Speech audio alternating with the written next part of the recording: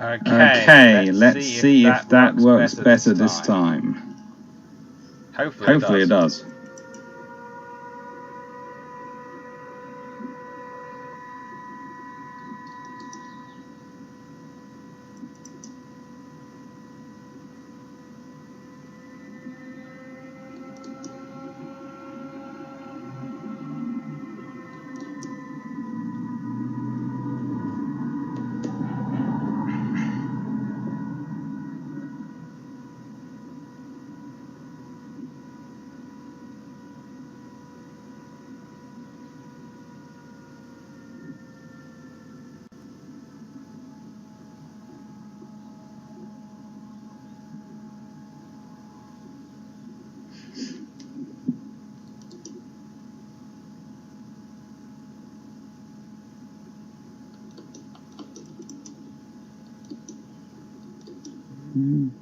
Cancels.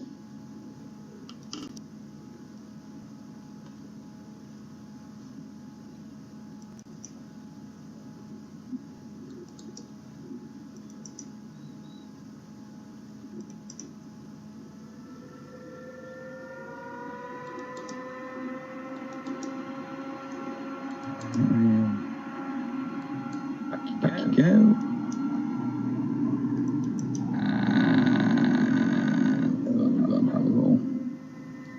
Come on. You can work. You can work. You can. Do it if you think you can, computer.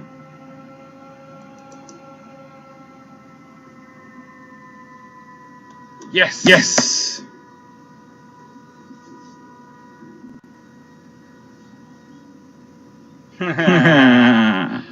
It works. It works. Oh, still echoing. Why things holy is it echoing? Okay, let's go to the sound settings.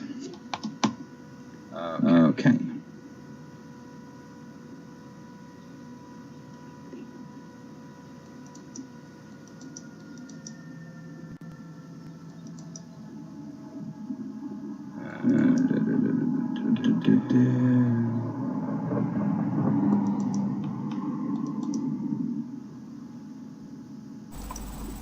Okay, does that sound better? Does that sound less like I'm about to take off?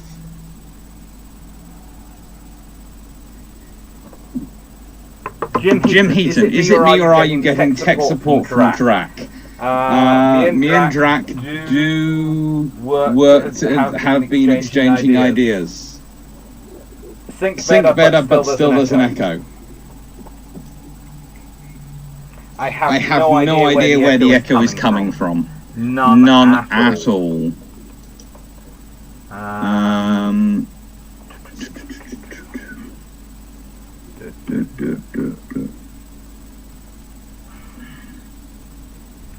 I have no idea where the echo is coming from. I really don't. It is annoying the life out of me. It's terrible.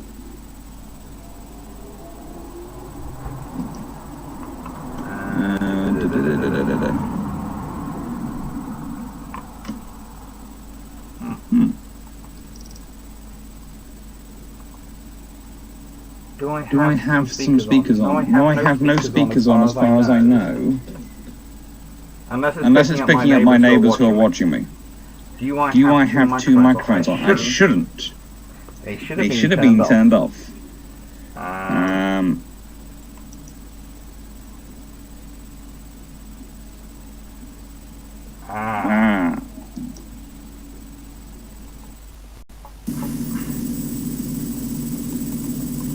Is that better? Is there now no echo?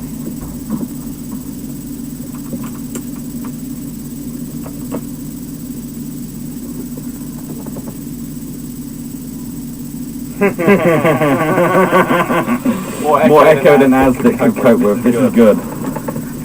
Is that better? How's the echo gone? Same.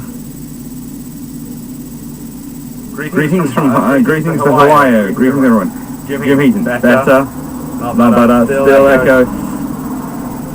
High level isolation. It's still bad.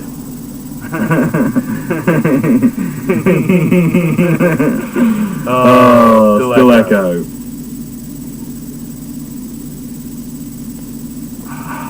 Open audio settings. Let's have an argument. What are you doing?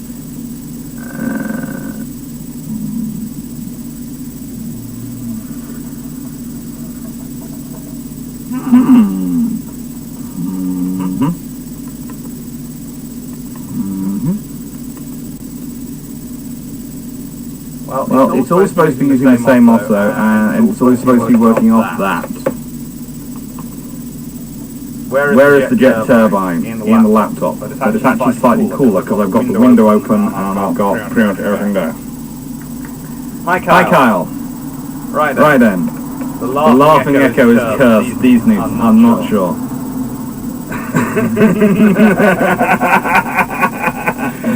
Oh, I don't know. The question is it bearable, or is it just annoying, or is it really terrible? Because if I turn the speakers on to try and listen, it will just make a terrible echo. Right, well, okay. So, we have a slight echo, and we have that going.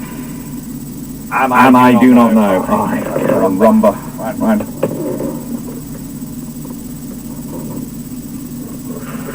Finish off the healthy drink. It's time to break out the iron brew. It's too difficult to follow. Okay, we'll try and fix this one. But first we're going to have some iron brew.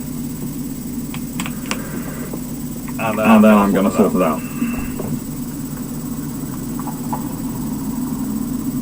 It will be told. Unintelligible the longer I talk. That sounds like my life. Right then. So what is happening with yours? Why are you going wrong?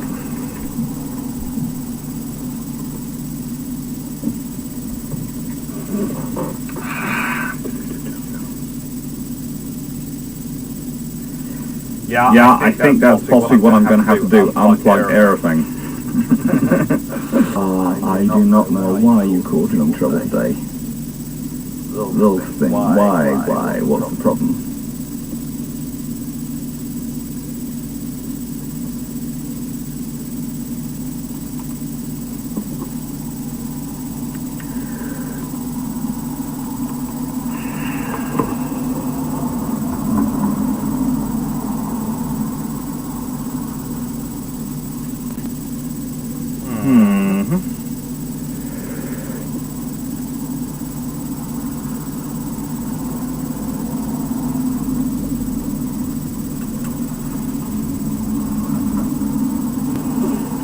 That's great. Excuse the French. Ryan. Hey, I've already done a video. I'm going to do it the other way. So in a second on the phone, I'm going to set the phone system up because the computer is just dying today. Okay? So I will be back on the phone shortly. Oh, you caramba.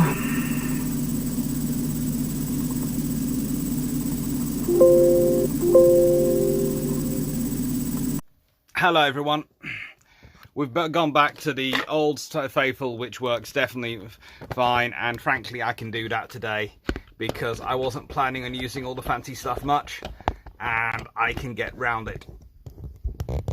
So hopefully this is working. That I am just going to use literally this for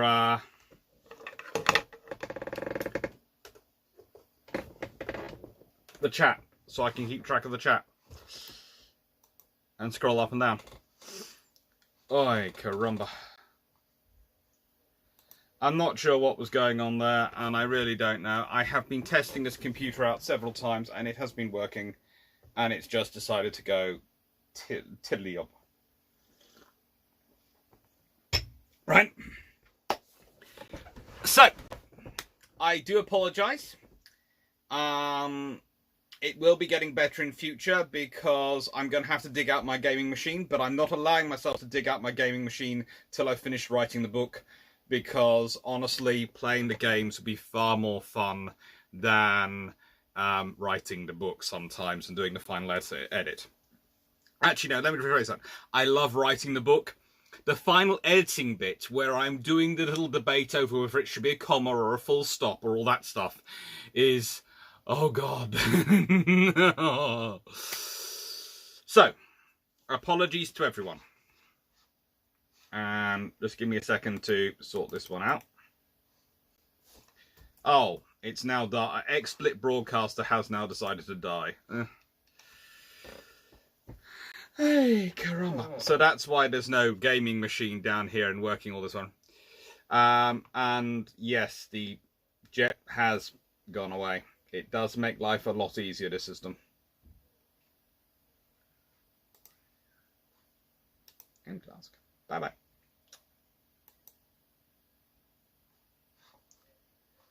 Right now.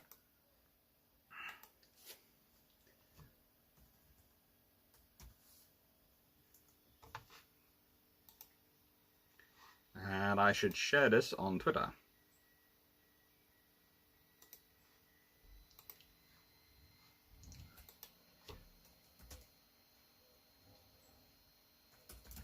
Naval History Live.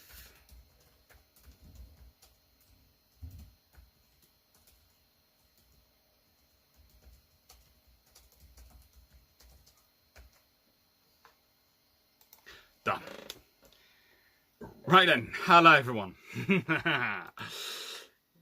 Today is about the Falklands War, and it's a subject which I'm very, very, how do I put this politely? The Falklands War and me have a long history. So normally at this point, I start showing you books and all the things I've been using to prep for my talk. Well, my prep for this talk has been these, which you'll note are very much not books. They are my bachelor dissertations.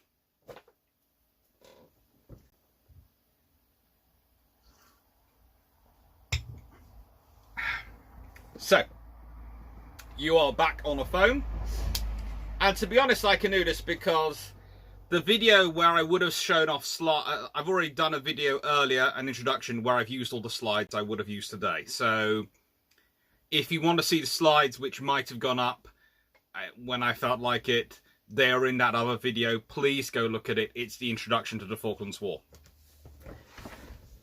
And I'm also going to close the window a bit just to make it a little bit quieter. They're not completely closed because, frankly, I don't want to bake.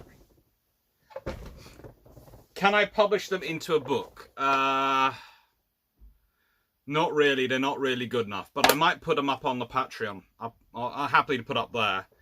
So they're not quite out in public because they're not massively great. But so that the Patreons and anyone who sort of wants to see them on there can see it. But there's a reason it's in two. And this caused a whole lot of fun, because this is the dissertation. This is interviews. Interviews with Michael Clapp, Julian Thompson, Ewan Sotheby Taylor, Sharkey Ward, all sorts of people. So to produce this, I went to International Archives, looked at all documents, but I also had to produce this as my own primary resource. And that was what I produced to get it together. Please, can I put them on Discord? I'm not sure how to get Discord on the laptop. If I can figure out how to get Discord on the laptop, I will put them in a Discord server. They are fun, but basically the motto of today's one, and the reason I didn't go to other books, was because I went to this anyway to look at these and to decide, try and figure out which books I was going to use. And I rather liked my own turn of phrase, and I thought, well, I'll use that as my starting point then. And this is the conclusion from the dissertation. Most importantly, something which was touched on in the opening of this conclusion also came about due to experience gained in the course of World War II. Normandy, Operation Chorhusky, were all in their own ways gates of hell. The Falklands was another of those gates. Lesser and greater than they in its own way, it was still a gate.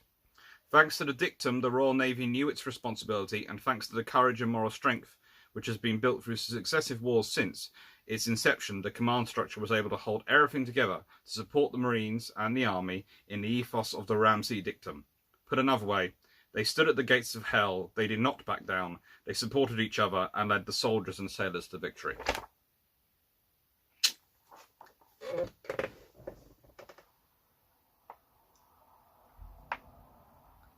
Carl Harmon, thank you. I will also try and do the Discord then. If someone will explain to me how to use it, I will do.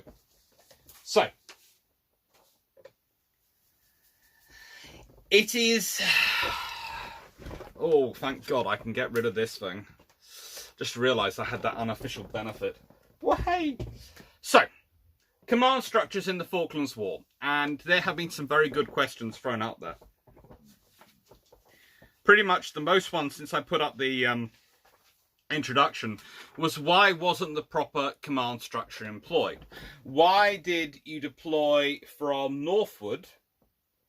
Why did the task force be run from Northwood? Well, Northwood was actually the best British command centre as was set up at the time. But here's the dirty little secret.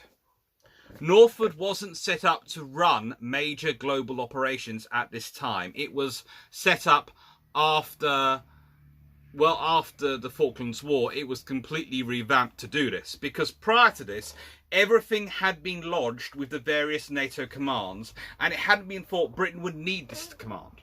Northwood was there to run the war in the East Atlantic, to run the Channel, to run the North Sea, but even though it was supposed to do that, there was Strike Fleet Atlantic who could do whatever the fuck he liked and could go completely own. And he had all the staff, and it was always a he at this point, all the staff to run all these things.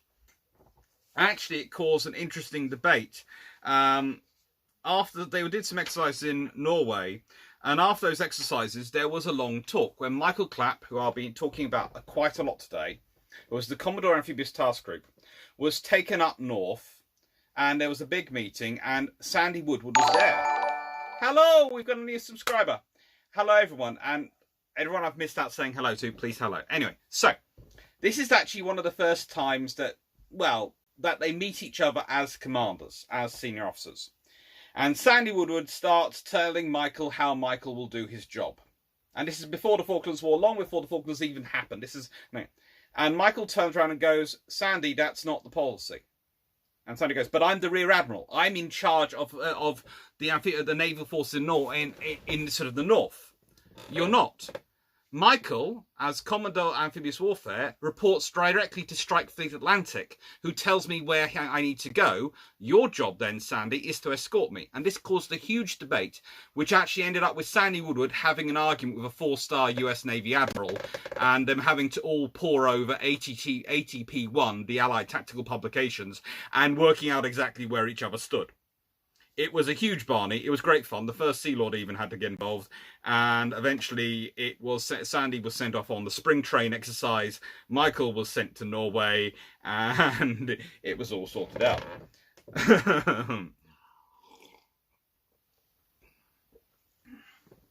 Thank you for the link. And I will post the link to the Discord at some point to underneath here for another. So people who want to join Discord can join the Discord. As we all know, I see my Discord very much as a place where we can continue the conversation if people want to geek out and share stuff and share pictures and just chat away about the naval stuff and the stuff I've brought up. That's what the Discord is for. And I will pop in and pop out of it depending on how buried in marking I am, basically. If I'm very buried in marking, I'm in there going, yay, this is a distraction from marking. If I'm not, Anyway, so today is about the Falklands War and the command structure. And it's a fun thing because the command structure used for the Falklands War, the command structure which had to be used for the Falklands War, was very much an ad hoc system. and there were all sorts of political pressures involved. And I'm going to leave 5 Brigade and all that stuff to further on, but I'm going to start off with the initial stuff. And I'm going to move you all a little bit closer so I can see the screen better and I can chat away more evenly. So, hello. You're now getting a close-up of my face, you poor people. So, the Falklands War command structure is put up. Don't worry, Carl, we'll sort it out. I will make sure there's a link to the Discord sent up at some point. If it doesn't work, I'll work it out. And what I had to say, what the amphibious task group and everything that was put together, the British were reacting as quickly as possible. They were reacting to the scenario that they were dealing with because they had to. And they suddenly found themselves fighting a war far away from everywhere. And this caused a lot of problems because all the staff officers were in the different staffs, but they might be in NATO staff, so the British couldn't withdraw them because everything's done under still the Cold War aspects. And this actually has a big impact. So, the Cold War and all the issues going on have meant that instead of the regularly, Norway has been a site of training for the Royal Marines and the Commando Brigade. But usually they're landing one company rather than the 9 or 12, depending on your perspective, they're supposed to, a brigade landing would be. And usually it's done more in administrative landing than a proper landing. The reason that is done that way is because of cost. And because the idea is, don't worry everyone, what will happen is the moment the world gets scary and the moment it looks like the Russians are going, we will immediately up the ante even more by deploying the Royal Marines to Norway while it's still peacetime. For some reason, several in the Royal Navy were less than impressed with this particular concept. I can't think why. Anyway. There was also the debates over whether or not to keep the amphibious ships. I know, good Lord, there was a debate on that one. There was a very big debate on that one. But they'd won. Before the Not Review was finalised, everything, Michael Clapp, Julian Thompson had managed to persuade Not. They had managed to persuade him that the amphibious ships were necessary. Despite, as one person described to me as their nicknames being well, rather decrepit and I'm not even going to go into fearlesses on public, but you know.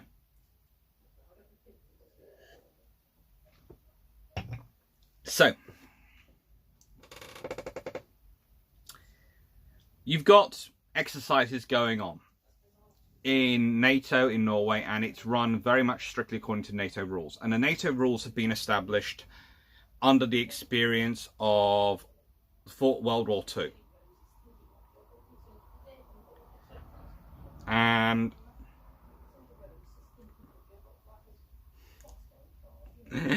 yes, Jared.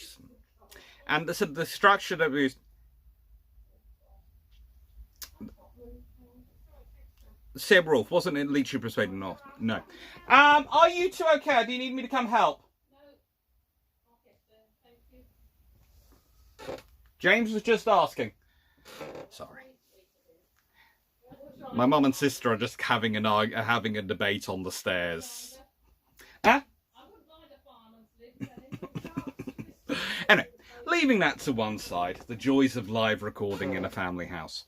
Unfortunately, the fluffy researcher has wandered in. That'll be more fun. Now, leaving that to one side, Leach had made his case, but had actually been shot down by Knott several times. And he was sent to have a meeting with Michael Clapp and Julian Thompson, and they basically went, "Have you seen the capabilities?"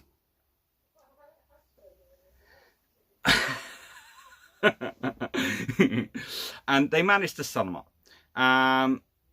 And Leach did persuade that Thatcher that corporate was actually possible. When the RAF and the army went, it isn't properly. It isn't isn't properly. And so you have all these debates going on. Now, the trouble is you have, and one of the things I give, the example I give when they're organising the command structure, is an actual quote I have from Michael Clapp. And if I can find the right page...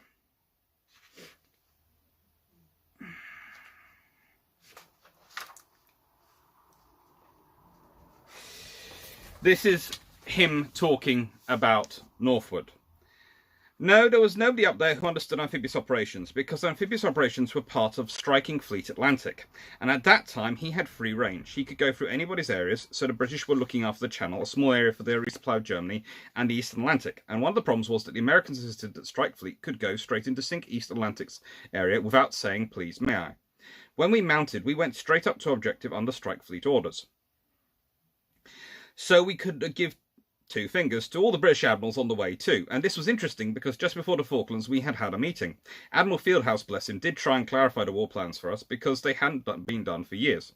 He sent me up to Flag Officer Scotland and Northern Ireland, Fosney, who looked after the northern sector of the East Atlantic, and we sat there with his Chief of Staff and Sandy Woodward, because Sandy was given the area under National Command, and I was to be under NATO Command. Therefore, this poor chap Fosney, who had both a National and NATO Command, was going to have to coordinate my protection. Sandy did not see it that way. He saw himself as taking charge of me and sending me where he wanted to go. And there was I, as a Commodore, saying, sod off, I will go where I wish to go, where Strike Fleet wants me to go, and you'll protect me. The meeting did not go well, and it was, I think, in December 1981, so when I got sent down to the Falklands, alarm bells were ringing, and I did my utmost to prevent them getting too difficult. But I don't think there was any clarity in their minds in Northwood. I know the man who was the Royal Marines sent in there in a panic. He lives not far away, and he was made it quite clear that it was he who got Jeremy Moore up into Northwood after about day 8, because Northwood were running around like a headless chicken, not knowing how on earth to set up an amphibious operation. Because I worked to NATO, and Northwood was a national headquarters designed purely for ship visits and getting ships worked up and then sent off to NATO exercises, where they were sent to a different staff on a different level in Northwood. So they didn't know anything about it. They didn't have to. One of the most interesting things that you find in this whole operation is that Michael Clapp's chief planning officer is an American naval officer, who actually at one point offers to resign his US commission to go south with the Royal Navy because they need him, because they have no replacement for him, because he's the senior planner. And you think about that. An American officer loves his British staff he's assigned with so much that he's offering to resign his commission. Actually, Clapp wouldn't let him, and he stays in the US Navy and becomes quite a senior officer. So, kudos for Clapp being such a popular officer with his officers, but also that is the problem you get at Northwood. That is the problem they have. You have further off the various analysis coming on. Jay Richardson has just pointed out the Americans thought it would take 40,000 men and that we would lose nearly 10,000. Every single one of the Army's projections and other projections put forward had the Royal Navy being decimated by Argentinian Air Force and required a 7-to-1 majority of numbers.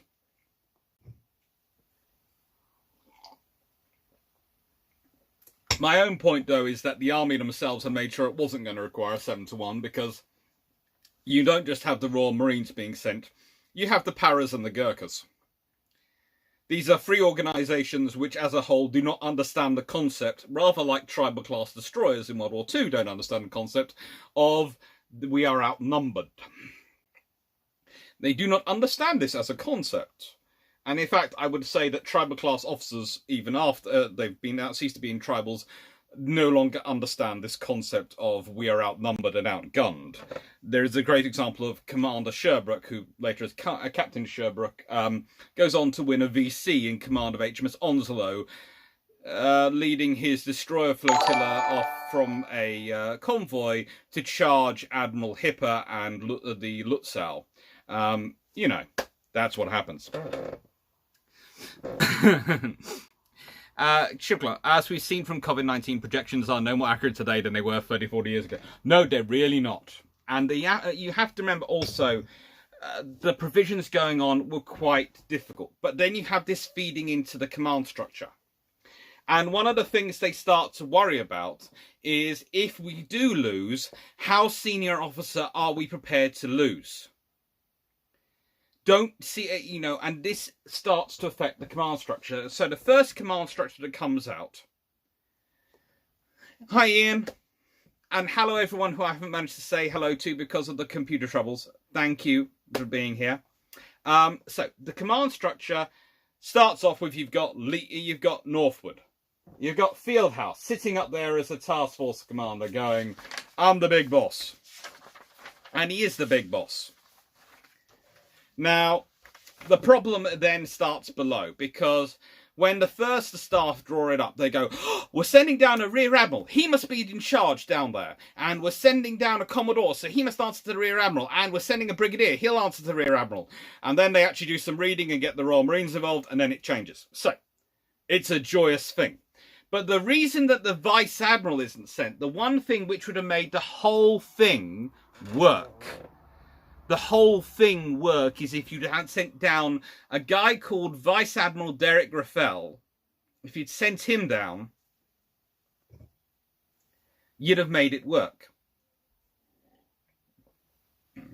And the reason I say that is because poor Sandy's sent down as a task group commander, with a task group commander's staff, but for half the time is not sure, thinks he's the task force commander, then realises about halfway through the war he isn't, and then has more problems. But that means he's always asking to be able to control the submarines, but he hasn't been given the staff to control the submarines. So Rear Admiral Sandy Woodward is the carrier battle group commander. He's in charge of it. You know, he's in charge of the carrier battle group. But then you have Michael Clapp, who's the Commodore Amphibious Warfare, in charge of all the inshore operations and all the amphibious strip operations. And it's a fun time dealing with the two people in charge.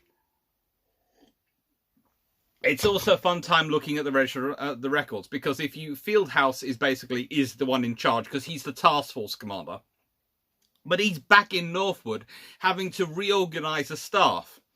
And the trouble is then at some point, what happens is Jeremy Moore, who has been his advisor, who has been called in and has corrected half the issues going on in Northwood, and is the one who managed to get them to send out the new command structure, where it had Michael, Julian and Sandy all at the same rank, has now had to be sent south because they've sent 5th Brigade south.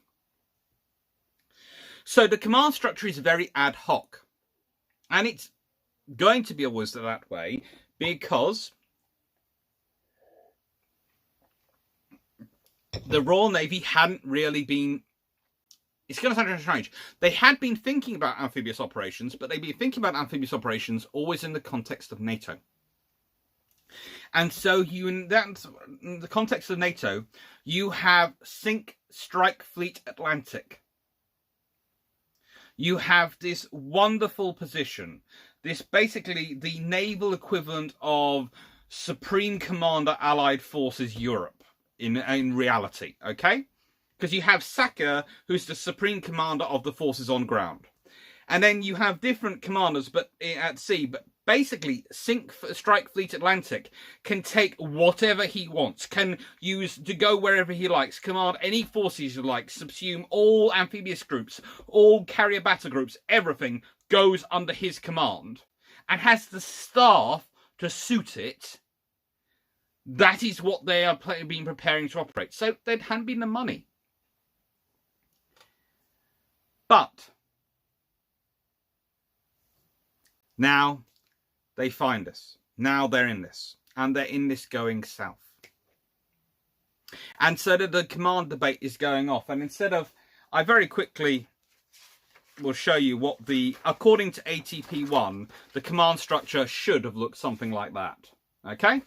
And this one, I have Fieldhouse at the top. Then I have his deputy commander, his force commanders. Then you have the submarine commander. The reason the submarine commander is there is quite simple. The only ship which had the space for staff, crew and signals to support it was a Type 82 HMS Bristol. to actually command submarines as well. And I don't think, with all everything else going on, that Rafael would have been given the facilities to do it from the Type 82. So I put him down here. So he then has the Carrier Battle Group under Sandy, an Amphibious Task Group under Michael, who has the Amphibious Task Unit directly under his command, and the Royal Marines Land Task Unit under his command, for while they're in transit. Because the Amphibious Task Group, technically, while it's in transit, is Commodore Amphibious Warfare, is the task group commander, while they're in transit, until there's been a change of operational command once the Marines are ashore. Here, then it's the Royal Marine Brigade commander, and then it's the Commodore AW again in charge of their task units. So it's a sort of triangle where the Commodore AW has two sides. This is a very much a World War II experience strategy, because if you look at what had happened prior to that, where often the generals had been on equal and it'd been weird command structures set up, they didn't. So what they did do was they found that all these things had to be made by the naval officer, because the naval officer was the one who had to supply the troops, had to make sure they could work, had to make sure everything was going to be in there. And so that's why they were in charge. Now, let's just answer some questions quickly. Jeff Mueller, as it was, every ship in Woodward's group was sunk or damaged except the carriers. No. He managed to get the vast majority of ships got through. He didn't lose that many. In fact, no, none of them. They didn't lose. Compared to the results that one of the of the simulations, the RAF sponsored group survey sort of investigation group did, they're expecting the Royal Navy to be basically wiped out 3 times over. Losing the ships they did, it was painful, but it wasn't really as bad as it could have been by a long way. John Hart, I'm sorry to hear that. Goose Green is something I will be covering in a bit. How many dollars, Misty Sowers, how many dollars did UK spend on the conflict, and have they demanded Argentina pay? No, they haven't. We basically beat them. We decided not to be cruel to them afterwards. RF4, foolish question. How were any operations able to organise for this level of command disorganisation? It gets rather interesting. Right then, so you are looking at basically above them all everything's going wrong and all this weird stuff is happening, but you have Sandy Woodward running the Carrier Battle Group really quite well, and the Amphibious Task Group completely ignoring him and managing to run themselves quite well, because Sandy sends some strange signals their way. It's like things like he wants, I think one of the signals was he wanted them to send all the logistics ships straight out from San Carlos and them only being for one night, and Michael Clapp just went, A, you're not in charge of me, and B, we don't have the men, the manpower, or anything to do that. Also, Sandy at one point sends for a signal, and you can understand Sandy doing this. Sandy thinks he's in charge, that's completely understandable. But also, he doesn't have the staff. And he says, well, the LSLs can have a beaching ability. Well, Sandy tells Michael, what you should do is you should beach the LSLs, unload their supplies quickly, and then get them out to me. And Michael and Julian and Ewan Sotheby Taylor, who is the commander of the landing craft group and is a very good officer in the Royal Marines, basically look at each other when that signal comes through and goes, the beaches can't take the landing ship, LSL's landing. They'll be destroyed. We'll never get them off. They'll block the beaches and they'll be dead. Okay, we're ignoring this one. And they basically, as much as they can, ignore the rear admiral. And John Hart, thank goodness the British made Argentine bombs that did not explode. Well, that was mostly because of their fusing. The one in Ardent, I think, had reached 11 spins out of the 14 required to arm it. So that was, height thing, but that's off topic. They did lose a lot of lives were lost, and that's bad, and ships were lost, and we would always hope to avoid that. But honestly, compared to the projections, it was a lot better. So, you have other things integrated into it. And the biggest issue the Royal Marines and everyone has with integrating is integrating units who have never trained with each other. So you have the Royal Marines are, of course, trained for amphibious operations. The Paras haven't been trained for it. The Gurkhas haven't been trained for it. And they're being sent south. And then suddenly they start announcing that 5th Brigade is coming south. And 5th Brigade certainly haven't been trained for amphibious operations. Not only that, they have lost quite a lot of their staff officers, lost quite a lot of their regular units to go down south. So it's a completely ad hoc, joyous thing. And, you know, they are working together. But also, you have a small advantage for the Royal Navy in going through all this, in that you have a fair number of officers who have actually served in World War II still in the Royal Navy in 1982 in the Falklands War, including Commodore Sam Dunlop, who's in charge of the LSLs and the RFA Commodore, and who wasn't supposed to go down, but was involved. It was basically said the words, "My ships are sailing to harm's way, I'll be with them." And now, yes, the Gurkhas were in 5th Brigade, Saberwolf, but they never really felt themselves belonging to... Well, let's put it this way. The Gurkhas always feel they're the Gurkhas first, and any brigade they're attached to is sort of, you know, something they're just part of. The Gurkhas probably... If the Gurkhas had been allowed, you could probably have landed them... just as a single Gurkha battalion on the Falkland Islands and gone, there are some Argentinians down there, go deal with them. And the Gurkhas probably would have decided that they were going to set about doing it and worked out some way. But leaving that to one side, and my forever enduring respect for the Gurkhas, they are now, the task group is coming down, and the command structure is still in flux.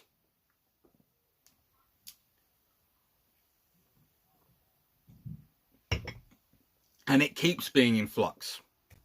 Because as you go south, before the landings actually takes place, Jeremy Moore is, of course, dispatched with 5th Brigade. So they have lost their land forces advisor, who actually knows amphibious warfare, in Northwood. And this is where this idea comes from, because an idea then comes from.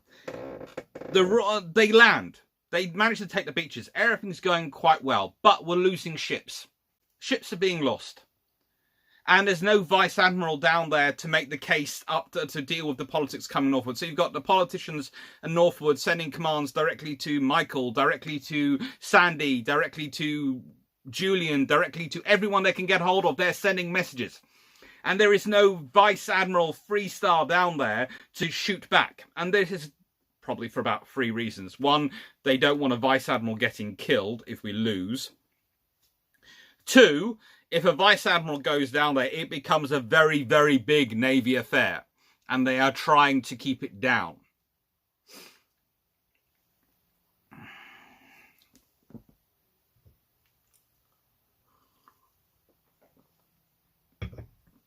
Now, so what happens once they're ashore is that the lovely Sent Army Command comes through and goes, right then, Northwood goes, we've got a lot of problems going on here.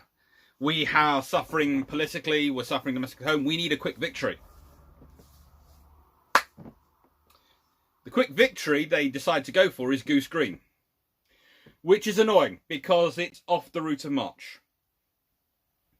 Yes, it is a garrison of Argentinians. Yes, it would have been technically in the rear.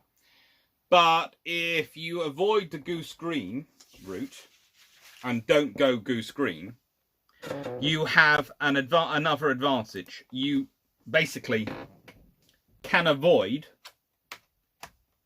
and this is the important thing, if you avoid Goose Green and don't send forces that way, you can concentrate all your forces on one route. But the moment you start opening up Goose Green, you then get a second route idea. And this is where the big problems will start to arrive with all the disparate command structures and the fact that you have various officers at various positions down here.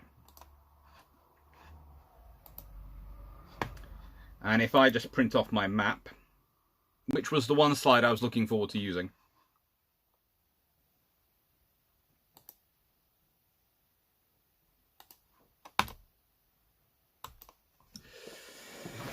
Now, hopefully this works. Now, the whole point is, you have a main advance. Right, that's good. That'll do.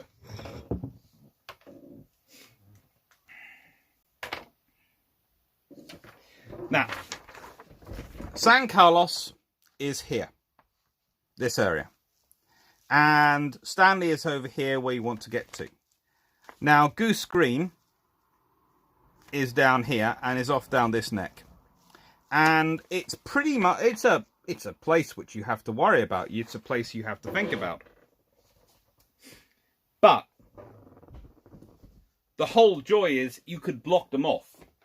You could leave them there. And what they could do was ignore them and carry on. But they decided, they'd heard there was a garrison there. They didn't think it was as big as it turned out to be, and the paras were sent to engage. And one of the interesting conversations I've had with Julian Thompson over the years is when I've talked to him about it, is he said if he'd known how big a garrison was at Goose Green, he'd have probably gone down there himself with 2 battalions or 2 squadrons or 2 of the equivalents and have run it with far more support to take on the garrison. But they didn't. They didn't have the information. So the paras are sent. They managed to win. They, of course, lose Colonel H. Jones. Which causes even more fun in the command structures, if you can think about it, because you're starting to lose colonels, which, oh, good lord, we won a victory, but we've lost a colonel now. And as the press goes, this is not really a good scenario. This is really sort of problematic. But for the command scenario, okay, now we have this second route opened up, and we've got 5th Brigade coming, and Northwood is thinking, oh, yes, we can do a 2-pronged attack on Stanley. So, whereas it had been sort of a case of the British have been planning a single one,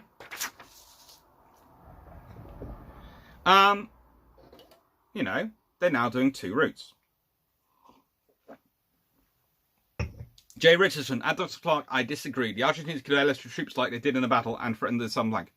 They could have done.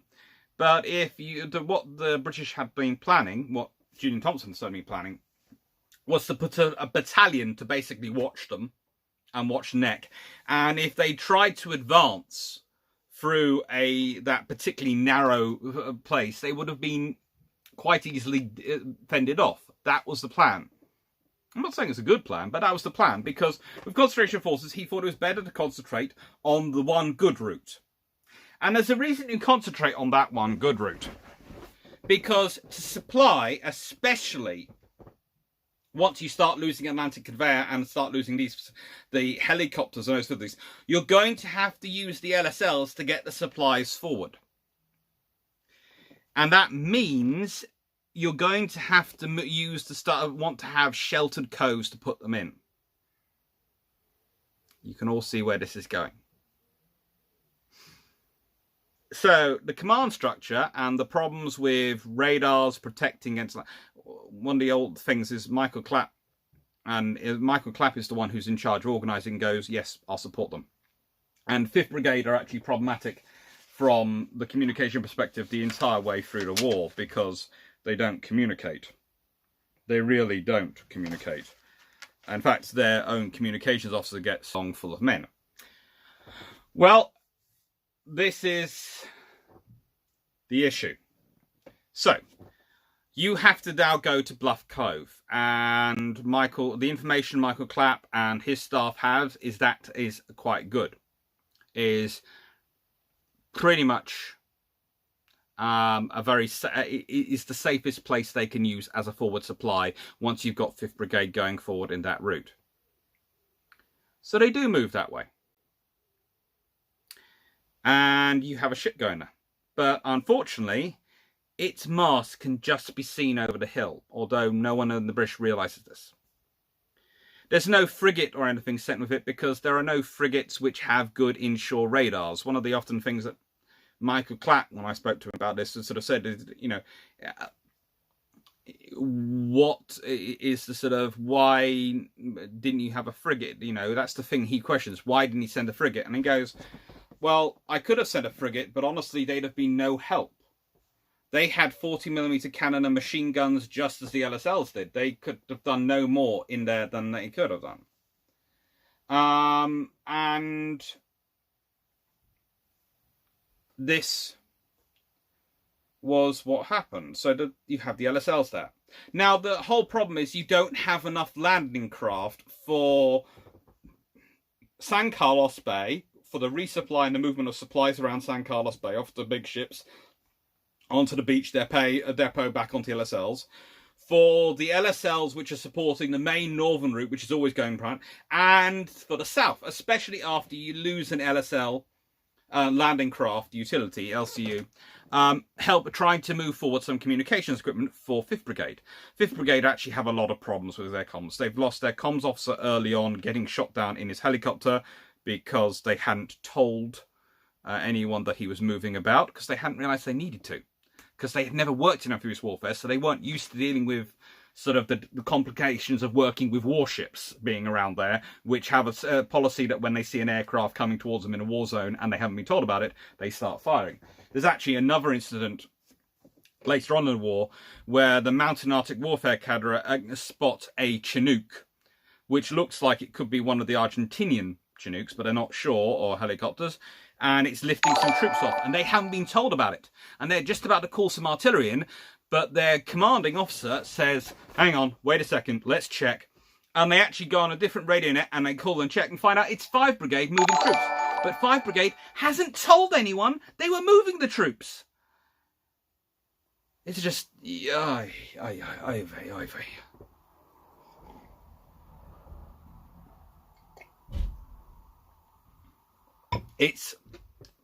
It's not, let's put it this way, the Falklands War is one of the finest operations Britain has ever mounted, and there are officers in it, Jeremy Moore, Julian Thompson, Michael Clapp, Sandy Woodward, I would honestly go to bat for and say really do cover themselves in excellent, for doing their jobs, they do very, very well. But I would also say that the system they are set up with is really, really problematic. And, of course, you have a lot of problems going on with people not knowing what they're doing. It's one of the reasons why we spend so much time to this day still trying to practice and wargame. And this is the point I often make. Wargaming and exercising and practicing hadn't really, especially in terms of amphibious warfare, hadn't really been conducted. And when you have people start saying, oh, that amphibious warfare operations can't be done, they're not going to be done in future and all these things, I sit there and go, they will end up being done because there's no other way to get enough people with their equipment to any shore, but you're going to have to do it. Now, the command structure carries on, and it manages to get them through. In Bluff Cove, it happens. One of the things I do find interesting about Bluff Cove, though, again, when I'm looking at Michael Clapp, is that he has to send Sir Tristan, I think, another LSL, straight in pretty much after Sir Galahad's happened. And the reason the troops are still aboard Sir Galahad and not getting off is because there was an old protocol which was being followed, which meant that units of different commands and different things couldn't go on the same ships together, same landing craft together, the same mexi-floats. And they were first unloading the field hospital, and then they were going to unload the troops aboard. And there's actually one of the stories which Ewan Sotheby Taylor tells you, but I haven't managed to speak to an army officer who's aboard, so I've never been able to corroborate this. But Ewan does not strike me as the type who's going to lie or make things up. Recounts having a debate with an officer who he thought was one of the senior officers of the Welsh Guards, but he wasn't sure. That he wanted to take their troops ashore, and the officer went, no, we can't go on the same landing craft. So yes, Sabre-Wolf, you're right. No, it was men and ammunition that couldn't travel together. That's quite correct. And there was ammunition on the craft, but there was also the hospital unit and other things on it. And basically, he still had space on the landing craft. So let's put it this way: you and Sotheby Taylor would have preferred to try and get them into shore, because it would be safer for them to be ashore where they could dig in and hide than to be on the LSL sitting in the middle of this area, because there was no protections, because there could be no protection in that area.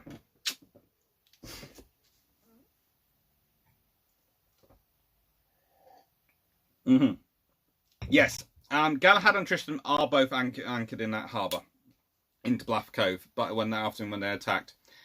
Galahad has taken longer to unload because there's a limited landing craft, and then Tristan is sent afterwards, and then there's the attack. I'm sorry, getting ahead of myself and getting things a little bit out of order in my head because I'm thinking about the command structure. And actually, that was one also the big decisions Michael Clapp worried about, was that if he sent Tristan when Galahad was still there, they would reveal their position. But he had to, because they weren't getting the supplies. They needed to get the supplies forward. They were setting up Rapier at the time, as Sabre-Wolf has pointed out, but the trouble was the Rapier wasn't working, and it wouldn't have worked that quickly anyway. It needed a lot of work, that sort of form of Rapier they had at the time.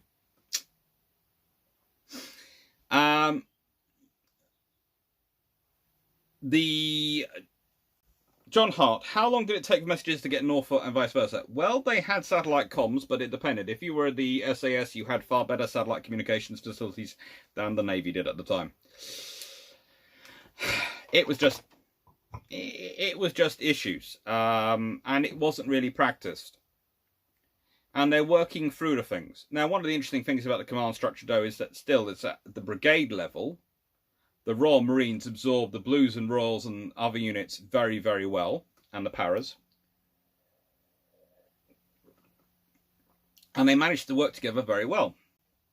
And that's because, though, the Royal Marines Brigade was actually designed for it.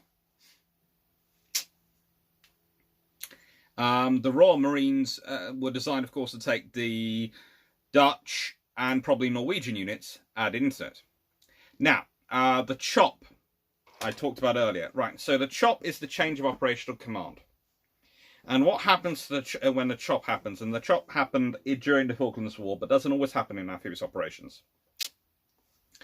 When the Royal Marines, the Amphibious Landing Group, are ashore and are firm enough, they send a message to the Amphibious Task Group Commander requesting CHOP, so that they can now operate independently and they don't have to keep referring to him for assets. And assets which are combined assets get split between the two, instead of all reporting to Michael Clapp. So Michael Clapp has complete control of landing craft, in this case, and helicopters and all that stuff. And once you have the CHOP, then some of those assets get transferred over to 3rd Commander Brigade. Interesting enough, it's rare it happens, but the Amphibious Task Group Commander can refuse the CHOP if they do not feel it's logistically viable or that the Marines are ashore firm enough. And actually, the rules can include being still dependent upon naval gunfire support for the significant majority of their firepower. Which, as we know, during the Falklands War, they were still dependent on for the entire war. But, you know, the CHOP was issued.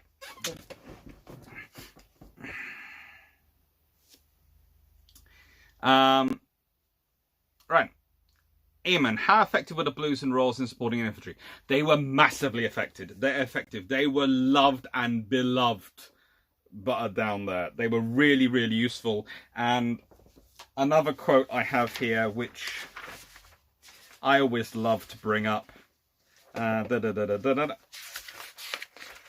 Mainly because I know it makes at least one of my friends grow a bit pink.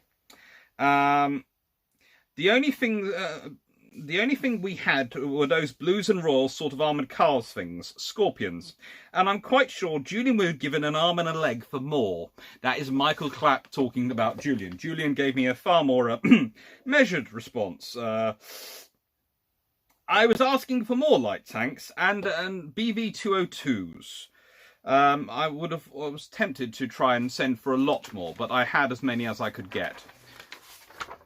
They really did like them. And they were really quite useful. Now, oh, just some quick roundup announcements while I'm thinking of it. And I know I've got you all here and I'm talking and I'm now throwing this in. But, thank you to all the subscribers and thank you to all the patrons. You're all lovely. And the patrons are really, really lovely at the moment because that's going to be funding my research this summer. You will notice the podcast has come out. Bilge Pumps is now out and is able to be downloaded off the SimSec website.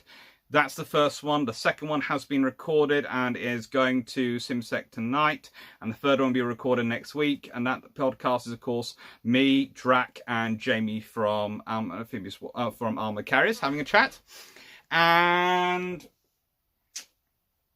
what else was I going to say? Ah, yes. Television program tonight. If you have the Discovery Channel in the UK, and I think there's also a program, one in the US, but I don't think the US one is on until next Wednesday. But if you've got the Discovery, you're in the UK, you will find tonight Mysteries of the Deep is on at 9 o'clock. And that's me in my first ever television program. Well, proper television program, rather than just being called into the news to talk about stuff. Now, let's make sure I can follow the questions.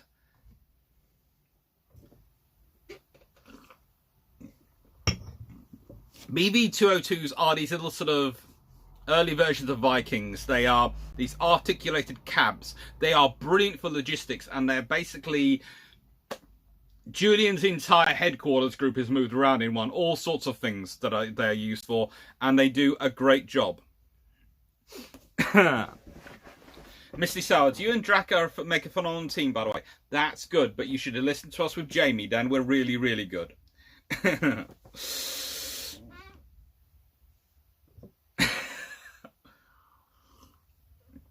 Actually, Ian Greenley, in Discoveries, I was involved in Mystery to the Deep from quite early on, and they took a big chance having me involved because I'm quite a junior historian. And I ended up being involved far more than I thought I was going to be, and it was lovely. They were a lovely filming team, everyone was brilliant, and it was a lot of interesting stuff covered. The BV-202s are, as Carl Granger says, great for snow and stand. They are brilliant, and then with the CVRTs, that's the Scorpions and the Scimitars which were sent, were absolutely excellent for down there. Eamon, thanks. Could they have left the guards behind and taken an entire regiment of Blues and Royals and 105s for the 5th Brigade? Possibly if Julian had had his way. But they could have actually taken more of them. And actually, the interesting thing is that when they had the meeting and they were asking for this stuff, they weren't even at Ascension. Intrepid hadn't left the UK yet. And so they decided that they were sort of going, could you get this stuff on her? Now, Carl Harmon, can you and Drac do more videos together? Of course we can do more videos together. We will do some.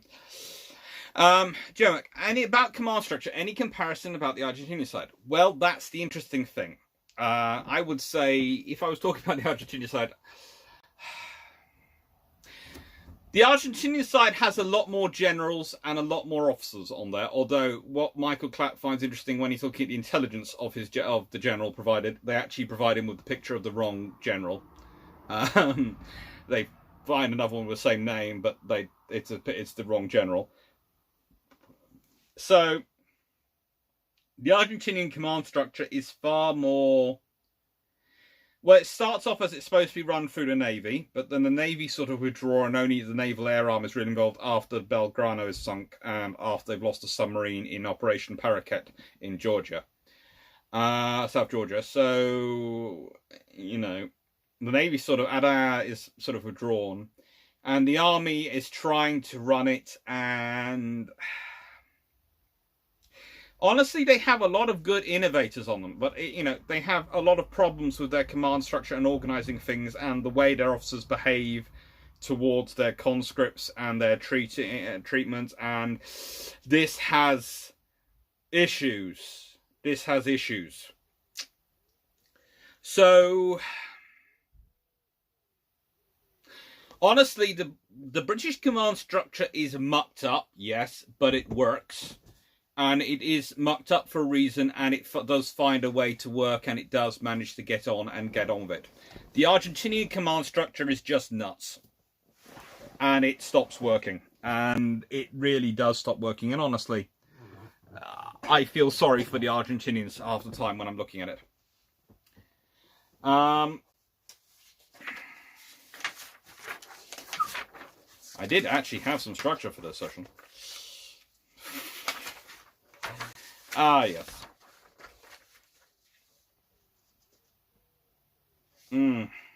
Now, the one unit who I really, one of the great things I like about the command structure when you're looking at these forces is how actually at a certain level the British start repurposing things.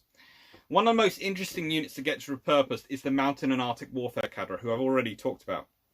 A couple of years prior to the Falklands War, when Julian Thompson was on a different rank, he'd been in charge of a review of the cadre and what they could do. Their current planning for a wartime role was that they would literally just cease to exist. But this was rather pointless. This was an experienced cadre of very experienced NCOs and a couple of officers and a lot of trainee corporals going through a lot of training to become advanced in all the skills you needed for forward penetration in a snowy climb. So what did Julian Thompson come up with? Well, he came up with a wartime role for them. They became the reconnaissance. They became the reconnaissance assets of the 3rd Commander Brigade. And this lot are an elite. I mean, literally, if you can imagine, you take some of the best, smartest young NCOs in the Royal Marines, you take them away, you give them a load of really, really tough instructors, and you put them on a course which is designed to make them even better. And then you tell them, right then, oh, instead of going back to your units now you finish this course, you're going to go off as the reconnaissance unit for the brigade into war. You have basically created the SBS by a different route. They are that hardcore, that strong, and they do so much important, clever stuff. They are one of the really key assets of the Falklands War is the amount of reconnaissance information the Amphibious Task Group and the Navy is able to draw from, and Michael Clapp is able to use, and Julian Thompson is able to use, and Jeremy Moore, when he arrives, is able to use. And it's mostly got by this one.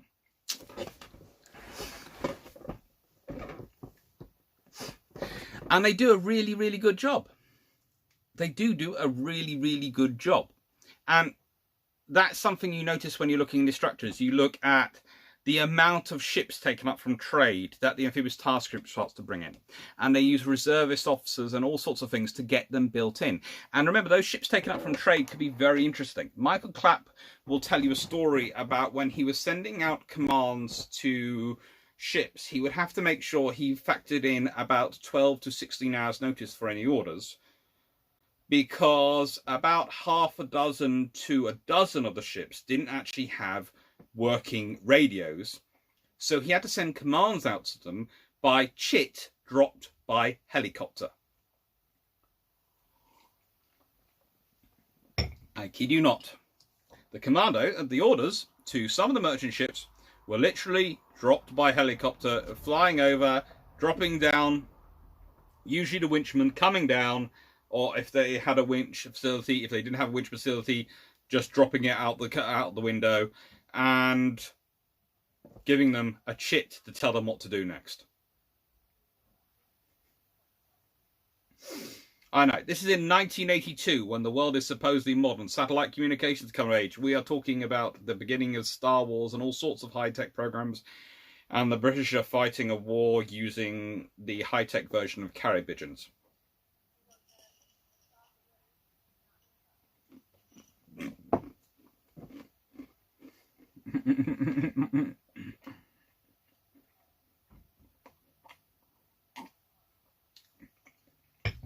It works though. And that's the important thing. It does work. What I find though is interesting after it, because you don't have a Vice Admiral sent south, so you don't have anyone to command, and really coordinate down there. What you do have, though, are 2 2-stars, a rear admiral in charge of the carrier battle group,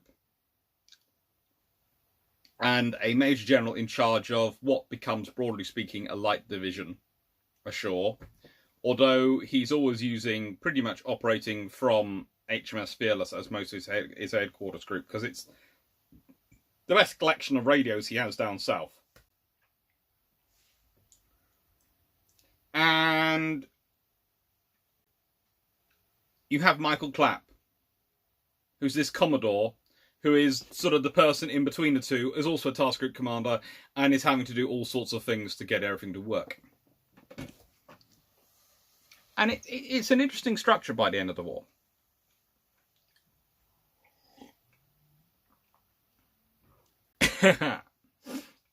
Right, so what are the lessons?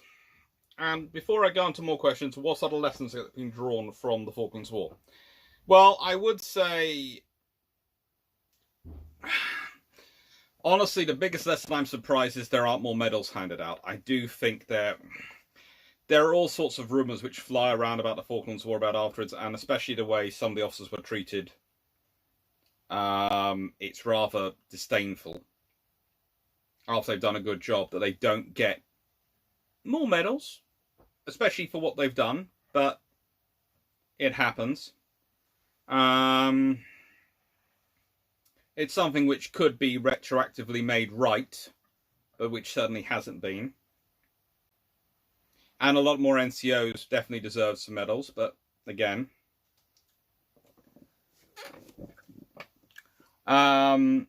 as Jeff Bealers just pointed out, Thompson runs the front end of the land war. 5th Brigade sort of ignored. 5th Brigade had so many communication issues that, frankly, Jeremy Moore got fed up with them. They weren't communicating with the Navy. They were almost blown up. Their own commander of a centre was almost blown up at one point by naval gunfire support because they gave the wrong coordinates to the NGFS unit, and the ship luckily didn't, because they had another thing which had where the whole force was. The Commando Logistics Unit were definitely the most overlooked unit of the entire affair bound home, and they definitely deserve some awards because they managed to coordinate the logistics for not just one brigade, but 2 brigades. And they just don't get the command structure definitely isn't good before. But it does get changed. You know, if you look at the modern British command structure, they have got all sorts of things put in, especially now the Littoral Strike Group, which is the successor of the Amphibious Task Group, to coordinate these things, to coordinate these assets. As Martin Sims points though out, still, if it went wrong, Clapp and Woodward would have carried the can. Correct. Probably both would have been kicked out of the service. As it was, Woodward gets promoted afterwards, but Clapp gets he gets his early retirement still in 1983, and it's only in 1984 they come back and go, actually, we really didn't want to lose you, Michael. Could you please come rejoin the service? And of course he doesn't want to. He's got wife, kids. He's got settled now. He's a year out the service. So, you know, they're basically silly with that one. What I also find interesting is I was looking at Michael Clapp's various things and descriptions, providing the official descriptions for what he did. And I also looked up, of course, because of my amphibious warfare work, because of my book report, the book I'm writing, I mean, I'll get it right in a second, on the tribal class officers.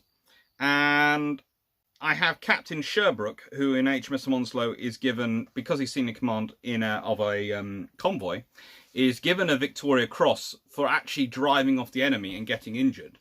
And the actual citation is, his courage, his fortitude, and his cool, prompt decisions inspired all around him. By his leadership and example, the convoy was saved from damage and was brought safely to its destination. He earns a Victoria Cross for that. Michael Clapp, sitting in San Carlos Bay, under bomb attack almost every day for the entire of the Falklands War, leading, commanding, sometimes doing all sorts of things with machine guns. His sailors and everything doesn't get a single medal. It rather seems problematic. It really does to me. But, you know, Michael is far more sanguine about it than I am.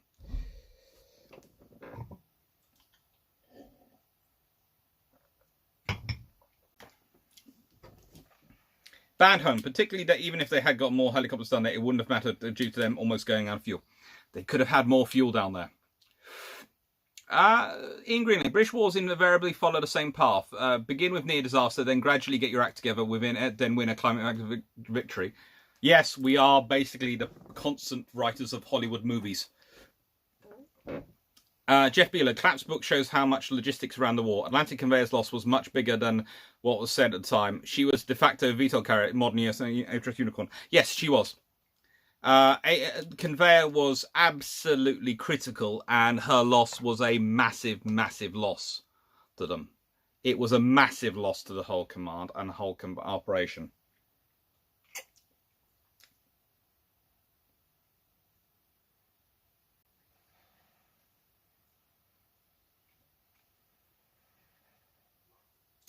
Carl Hartman, most important weapon or asset in the Falklands War. It hatched to be HMS Fearless and HMS Intrepid. Honestly, you couldn't have done anything without those two ships. You know, in the nicest way, it doesn't matter if you have the Harrier and carriers. They are critical, yes, for the air defence. And without air defence, you should never, air superiority, or at least air contested superiority, you should never launch an amphibious operation.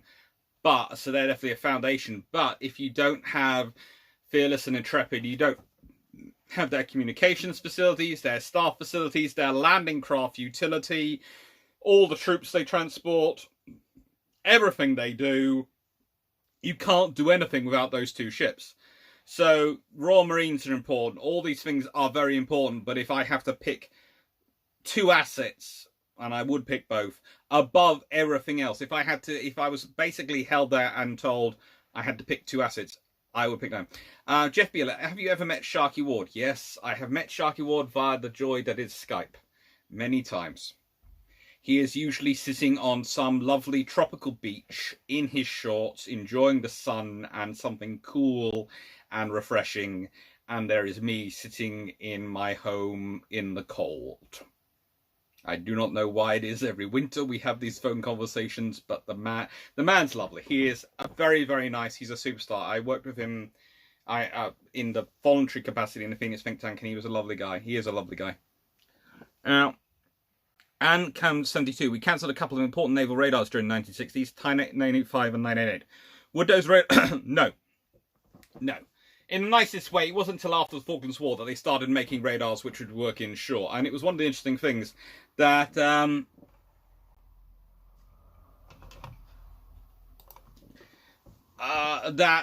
you know, the joy of, how do I put this? The joy of the Michael Clapp is that when you consider one of the reports he wrote after his most recent Norway exercise was requesting that they have more inshore radars working in the fjords because he needed them to protect the ships during an amphibious operation. And yet, when he goes to the Falklands, of course, doesn't have them. They're not developed till after the Falklands have been over. Jeff Beeler, seeking AEW would have helped. It would have been lovely, but it wasn't down there in time, so, yeah.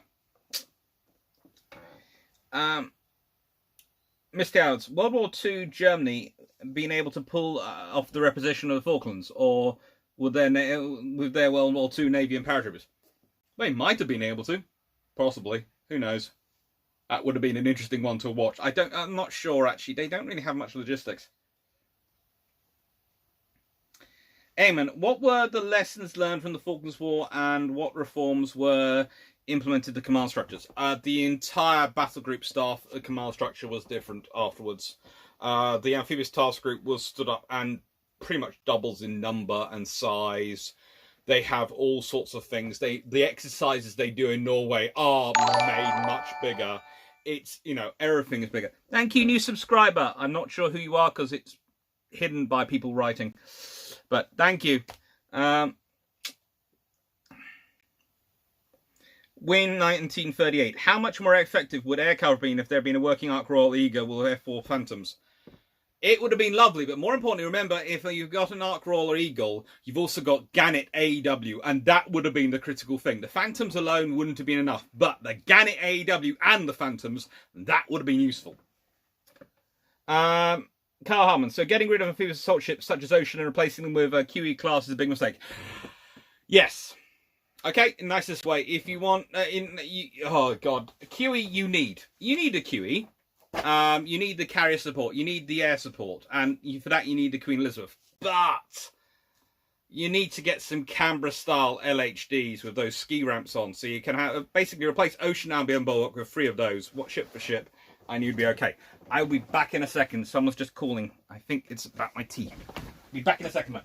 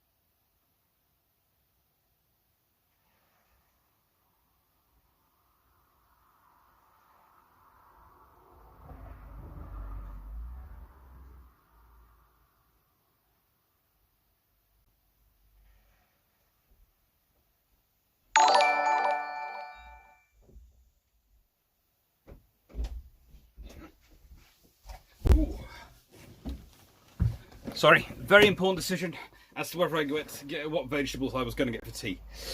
And they didn't want to type it on here. Okay.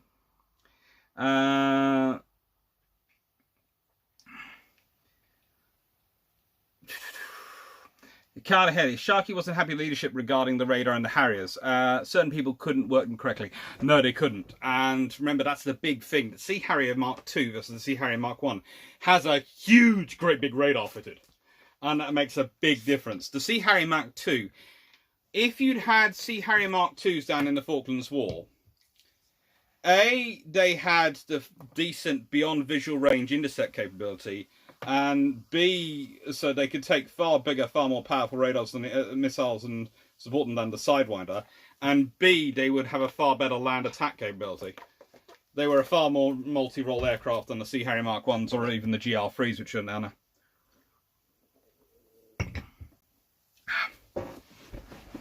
Bad Home. Falklands also more or less cement the importance of heavy lift helicopters like the Chinook. That Sing helicopter did numerical somewhere. Yes, but also it proved the current concept which the British are pursuing, whereby the Merlin helicopters are airframes which are quickly adaptable. Because once they've defeated most of the anti-submarine warfare, the submarine threat to the surface fleet, they actually take a squadron of Sea King anti-submarine warfare Sea Kings, rip out the gubbins and start using them to transport troops and transport materials around. Although they really do not like playing. Well, let's put it this way: the lovely pilots of the Pingers do not like playing junglies. They don't enjoy it. It's not what they're trained for, and they do some weird stuff because they're really not trained in terrain following flying. So whereas a jungly Sea King basically considers that to be rather high altitude and preferably flies at that height off the ground, most of the anti-submarine warfare people don't consider that to be a particularly safe thing to do. Basically, jungly pilots are wonderful, lovely people, but they are all insane with the desire that they basically feel if you are going, you don't go over power lines, you go under them at full speed. Tattoo 2. I'm worried about the bookshelf. Don't be. There are far more. They're all surrounded. I am surrounded by them. Jerison, what's for tea? What's for tea? The debate was over what vegetables I'm getting with my tea. Tonight's tea, I think, is chicken, and it was what's the options.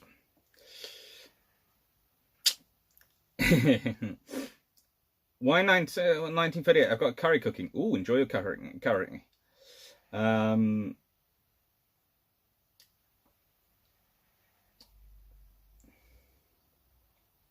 Carly Haley, Jeff, there are recorded interviews with Sharky here on YouTube. I think he recounts the details of them, on them. Yes, he does. And I'm also hoping to do an interview with Michael Clapp via Skype and put it up on YouTube. It will be without any monetization, so there'll be no adverts in it at all, like I did with Jamie. So whenever I do discussions like that, I won't put any monetization on them, and hopefully you'll enjoy it and hopefully we'll be able to be done. Misty Sodes, do you believe the UK is in much better shape today to handle a similar conflict today? Okay. They could handle it, but it would be handled in a different fashion. I have a feeling we'd mount from far further away from shore. I have a feeling we'd take full advantage of the Type 45's capabilities versus the Type 42's and the F-35's capabilities versus the Sea Harriers. But I also think that you could run into some problems. So it wouldn't be easy, but I think it'd be doable, but it would be different. Hi, Kevin. A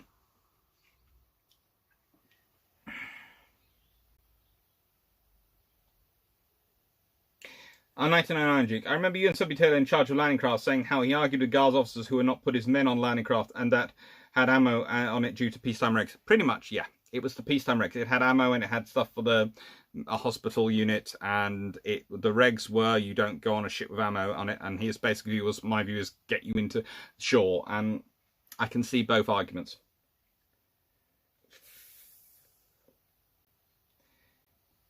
Neon Tetra 4. Anyone revised helicopter deployment on troops after the Glacier incident? Not really. Basically, it's at high altitude, and after the Glacier incident, it wasn't that great. But, you know, there are issues. And one of the other issues after the Falklands War is a helicopter which is loaded with a whole load of SAS clips its tail rotor, taking off and ends up crashing into sea, and all sorts of issues. Things happen. It's just, there are problems when you're using a lot of equipment difficult at a lot of time. Misty South, question answer sessions are so informative. I love that you and other great historians do this. I'm not sure I'm a great historian, but I try my best. And the thing is, that's why I sort of developed the habit I have of having an introduction. I treat the sort of introduction video as sort of like a lecture where I presenting quite a lot of information, and then I have, this is more of a discursive seminar session, because I think that works better, and in the nicest way, it makes it easier with the technology when it goes wrong. Bandhome, Chinook, Sea Harriers, RMCs, Conqueror. Let's be honest, the Falklands had some of the coolest units equipment in the war anywhere ever. Yes, but really do add the Arctic the Mountain and Arctic Warfare cadre, because they're cool. They are really, really useful, and they don't get enough. They don't get enough attention. Hello, Maltford. I'm not sure what your first name is. That's covered by text. Doing this on the phone is great. It's just a sort of blizzard. It's cool.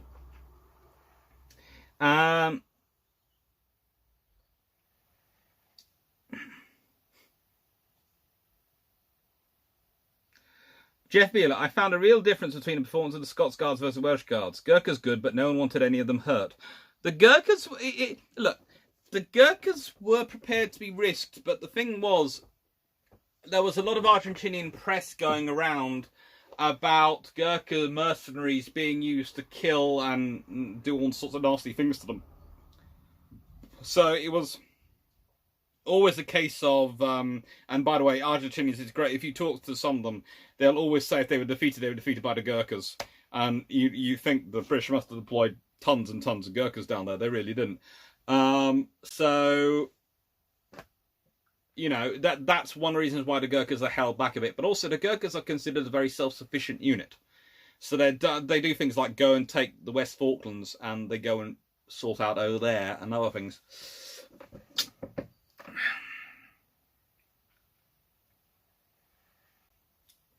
Jeff Beeler, today not as many merchant ships to take up from trade though.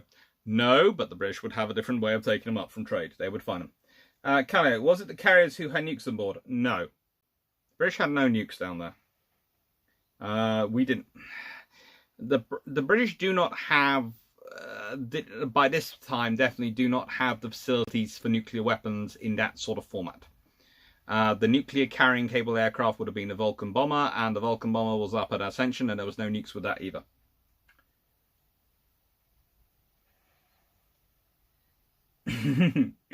Prime Flux, yeah, I am going to be dancing about that again at some point.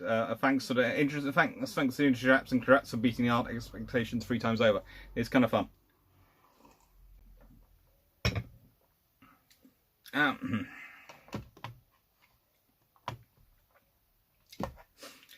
Bitchin, is Argentina's military in 2020 comparable to what it fielded in the Falklands War? What is its capability today?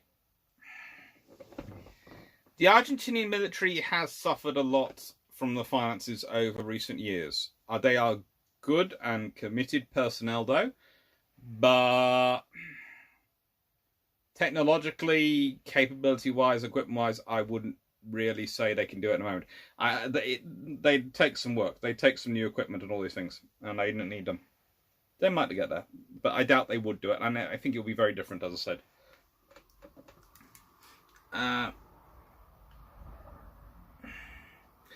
Carl Harmon, should the RN have kept the Sea Harrier for use when QE came into service to ensure they had planes on board as other carriers? Actually, the Sea Harriers have been retired years ago to retain the GR7s and 9s instead. So they were all ground attack variants of the Harrier, and really their only advantage is airstrike. And yes, I think they should have been kept, but I'm biased, and I do admit I'm biased because I'm a naval historian and I'm looking at these things from naval things. But the decision was made to keep the Tornado fleet instead, and it was kept. The decisions are made.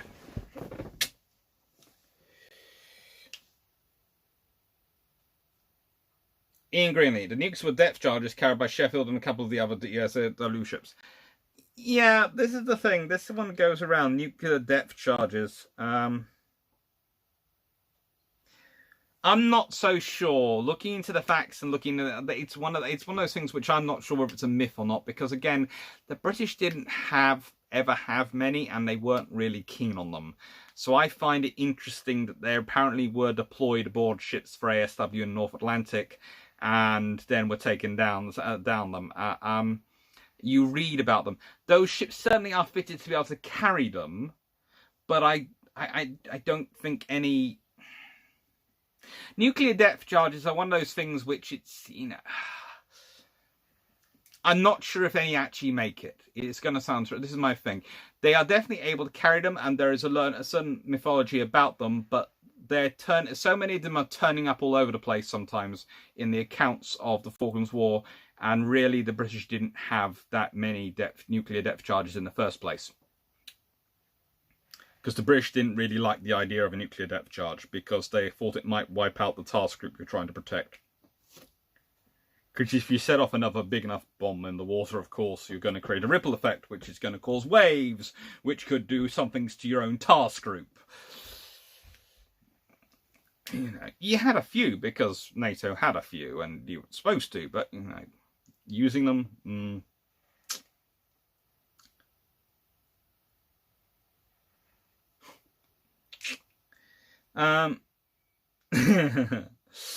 Jefferson, I think Akali is referring to W-class nuclear warheads carried for use as depth charges on a frigate or destroyer that sank.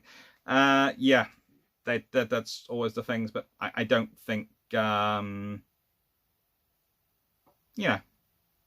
honestly, no. I don't think they were down there.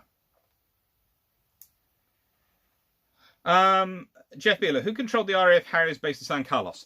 They all reported to Michael Clapp. Basically, anything that... And they weren't based in San Carlos, okay? There's a forward operating base established in San Carlos Bay, but it's a FOB. It's basically a refueling and not really a rearming depot, or does develop that facilities by the end.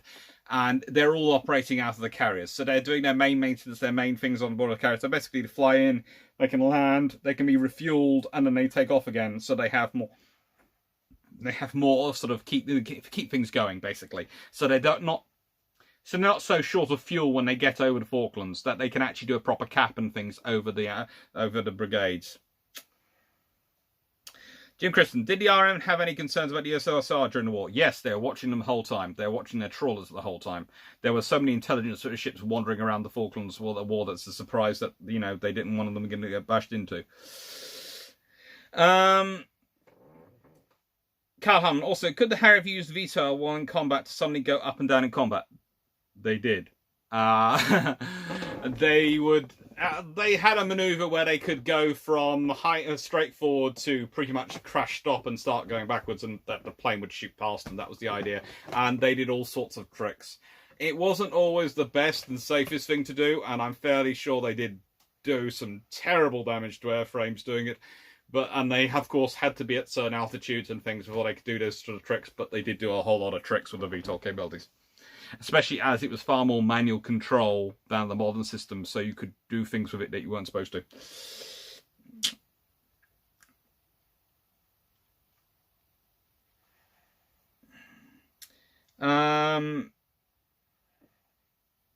Sadmiral, I love the Harriers as much as X-Guy, but between the Tornado GO4 and the Harrier GO9 as the aircraft, the Tornado simply has a far more capability. Agreed. I know, as an aircraft it does. It's always the thing of the capability of the individual type or asset, the aircraft, versus the capabilities it gives you strategically from how it operates. So you have to decide whether the abilities to launch things from a carrier are more useful and to deploy it around the world are more useful than an aircraft which can take more weapons but is restricted to land bases. It's half a dozen one six of the other, and I can see how you can go either way. My inclination will be towards the carrier based system. Vision, what if the UK had lost the war? What would have been the diplomatic, domestic and geopolitical fallout? What would the UK be like today? Oh, goodness gracious me. If we'd lost the war, it wouldn't have been good. Winning the war helps cement Britain is already on an upward trajectory. That had been it had issues after World War II with sort of the recovery and all the issues that had gone around there and various depressions and issues, and it had started going up already, and the Falklands War being a success pushed it up. And I think in many ways Britain's national image today owes more to the Falklands War than it does World War II, because the Falklands War could show we could still actually do things on our own. So I think it's pretty critical. But I think diplomatically and geopolitically, if we had lost, it could have done serious damage to NATO lands. It's like if we hadn't gone and fought, it would have done serious damage to NATO lands. Because the whole thing was, if we're not even willing to defend our own territory, why would we be willing to defend others if they were attacked? And the whole thing of Article 5 of the North Atlantic Treaty is that we're supposed to go and protect each other. So if we won't even protect our own territory, how can anyone trust us to go and protect them? And we're one of the big powers in NATO. Even at this point, we are one of the big powers in NATO.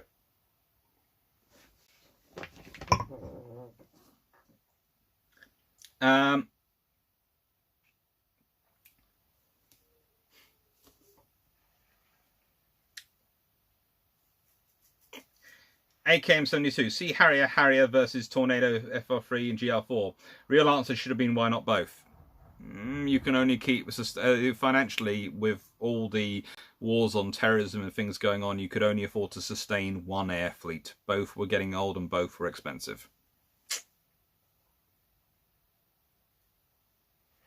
But it would be cool, and I do agree with in Greenley it would have been a bit biased, but it would have been a great sort of thing. Kelly Harley, I think the depth charges were carried by mistake. I'm not sure anyone had any idea of using them. Maybe that it's certainly the myth, but as I said, I don't think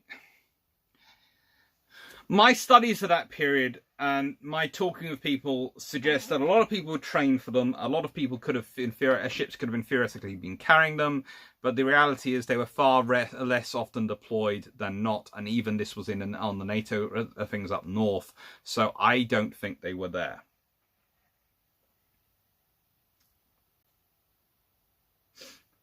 Primeflux, do you play computer games like Rule of the Waves 2 or Command Modern Operations? I don't have my gaming machine down, as I said earlier. The reason at the moment I don't have it down is because I get distracted by it, and rather than I need to concentrate on editing a book.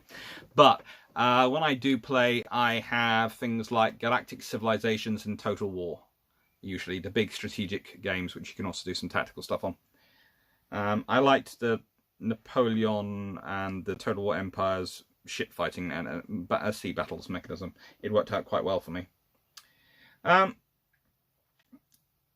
Jerison, failure was not an option. Yeah, that's pretty much correct. Ian Greenley, my sole clear memory of Falklands is Brian Hanna on the carry deck saying, intoning, I counted them all out and then counted them all back in. That is, of course, after the famous attack where pretty much after the Black Buck raids, and it hasn't worked, they do another attack to try and make sure it works.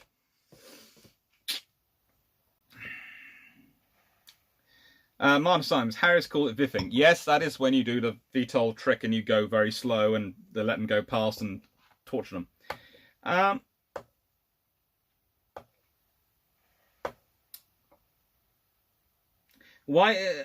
Harmon, why did the UK not ask NATO for some help, i.e. for LSDs? Because no. If you ask them for help, Britain had to go it alone because this was outside of the NATO treaty and this wasn't really a NATO scenario. But also, Britain had to be able to do it. If it asked for help, the thing is, the moment it asks for help in any way, shape or form, you have to start letting others get involved in the decision-making process. Because remember what I always say, decisions are made by those who show up. And that's the same with global diplomacy and all these things, geopolitics. Decisions are made by those who show up. If you invite other people to show up, they get to have a say. And the British had enough trouble dealing with the Americans and their attempts at shuttle diplomacy and the various schisms within the American political atmosphere over what would happen over the Falkland Islands without dealing with NATO as well. So it was just easier not to deactivate NATO.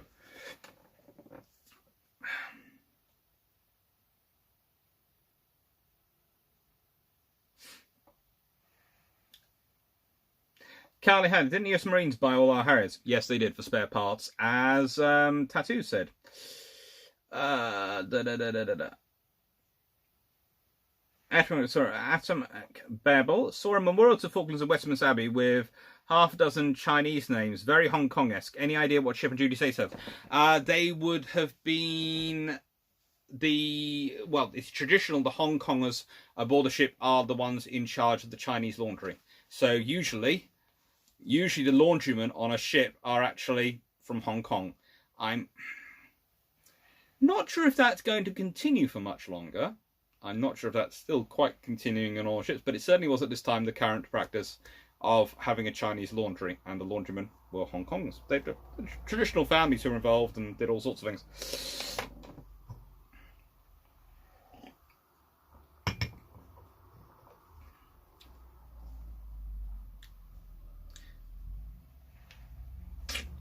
Jeff Beeler, does anyone play paper war games? There have been several on the Falklands. I have in the past. Jeff Beeler, read an article that the British ran recon flights out of San Fernando Islands off Chile. Interesting. There's lots of ideas going around about that, and in the nicest way, there's only so much Chile would allow us to do, and I don't think we're allowed to do that. There were certain things going on, but you know, no. Britain, Stephanie Wilson, Britain asked for logistical help where needed. Yes, but there is a difference between asking for logistical help and asking for actual military help in terms of ships and assets. And the logistical help was usually replenishment of war materials, so things like shells and missiles. It's going to sound strange. There is a very definite line. If you're asking for help in terms of logistical supplies, then you then yourself take down there. That is one thing. And basically it's a quid pro quo with the other governments. If you ask them to send ships and send men or give you facilities like that, then they start having involvement in how wars were carried on.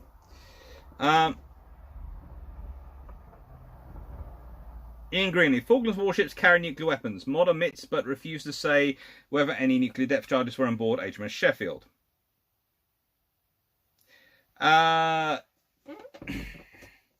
Again, I have read that, and I think that's a classic covering their scenario, because honestly, no one's quite sure. Yes, in theory, some could have deployed with it, but all the studies I've read have suggested that if there were any, that it was very few, and it was likely that there weren't any at all. So that's what I'm basing it on. There might have been nuclear weapons. As I said, I haven't said there weren't any nuclear weapons. I've just said, in my opinion, based on material, I am doubtful any actually made it down. If they did make it down, they were down there in very, very small numbers, and they really weren't part of it. Because, honestly, nuclear weapons are a far bigger problem than they are a solution in this scenario.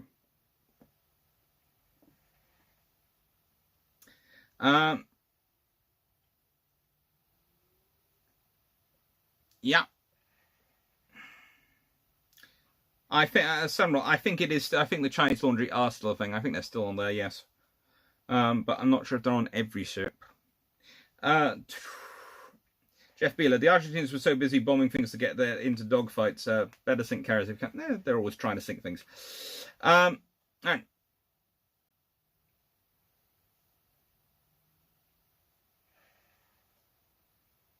Jeff Heaton, ambiguity is key of nukes. Would you admit you regularly take a gun to a knife fight? Actually, I'm sometimes wondering if it's nicest way the carriage of nuclear depth charges is something that is more played up than played down, because it sounds like a big things. And Ingrid, it's not the cause of an argument. As I said, it is. As I said, so here's my thinking. Okay, the British in Cold War, it was considered part of the doctrine to use potentially nuclear depth charges, although they weren't liked, and was something which was often talked up for the point of view of trying to discourage the Soviets and to scare them with their submarines and all these things. But actually using a nuclear depth charge is a very high risk prospect for your own task group. And so even carrying a nuclear depth charge is something very worrying for your ship. It's something which you have to be very careful with. You have to keep very careful track on, because if it gets mixed up with any of the other depth charges, you have a lot of problems with it. So, official policy is that they might have been carrying. But I doubt it. I sincerely doubt that they were carried on a regular basis or were part of it. I think there might have, one or two might have ended up down there. I honestly don't know, as I said. But all my thing suggests no. And also the idea that the ships would have taken them all the way down there. Most ships pulled into Ascension, Gibraltar, or even the UK on their way down. You could quickly get that acid off there, and you would have done. So...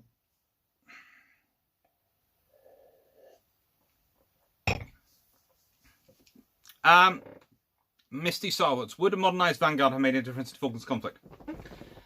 You'd have had to keep a lot of ammunition around. It would have been nice from a fire support perspective, but honestly not much for anything else. Although it could have been a new and even more interesting way for the Belgrano to get sunk.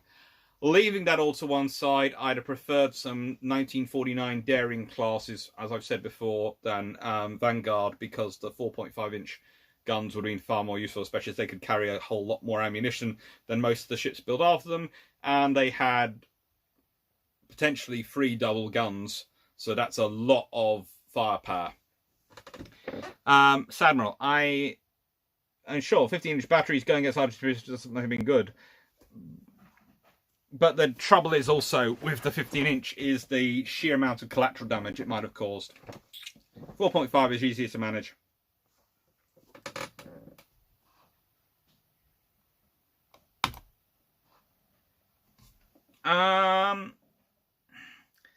Atomic Babel. A reputable source told me that the UK shot off almost all of their ASW torpedoes. No. No, there were quite a lot of false targets, and they were very much of the case of we're going to make sure rather than not. But they didn't shoot their anti-submarine warfare. That was one of the few weapon stockpiles they didn't really go for as much as they could have. Their air defense missiles were chronically low. Their air defense ammunition was chronically low by the end of it, and their 4.5 inches shells were really, really short. But far more was coming down with the supply group coming down with HMS Bristol. So, yes, they were all short by the end of the war, but resupply was not that far away. So, it's one of those scenarios. People like to go, yes, they were all out of weapons. They were everything. The war was over, and it was a good job because they were out of weapons, and it was terrible, terrible management. And actually, no.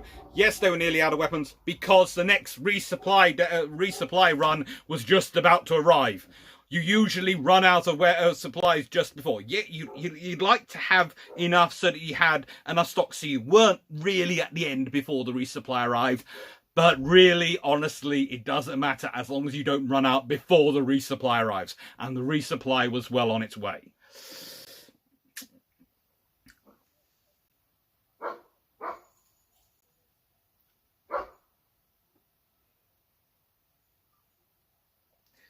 In Greenland, nail on the head. Where exactly they got those assets off the ships is the crux of the matter. Can't be seen to violate no nukes below the Equatorial Treaty. Yeah, so as I said, but quietly could have been. Remember, Ascension has a lot of planes going backwards and forwards to it, with lots of supplies going backwards and forwards to Ascension. A lot of planes going backwards and forwards to Ascension. So my theory is if they had been carried in, they would have been got off there. Will C99 was a modernised Daring class of infantry aft ever considered? Yes, and in fact, I think the Darings, the ones in Australia, had some conversions, and some other navies converted them with Exocet missiles and all sorts of things aft. They did work on them quite regularly. Aircam, better air defence. The 3-inch guns from Tide class cruisers or Seacat? Seacat. By the way, everyone's currently clapping the NHS, so I'm going to do that from in here, but I'm not going out because I'm still talking to you lot, but, you know, I'm being good. No, it is good, worthwhile, the NHS. They do deserve, they're doing a lot of work, and our carers. So, leaving that to one side, and...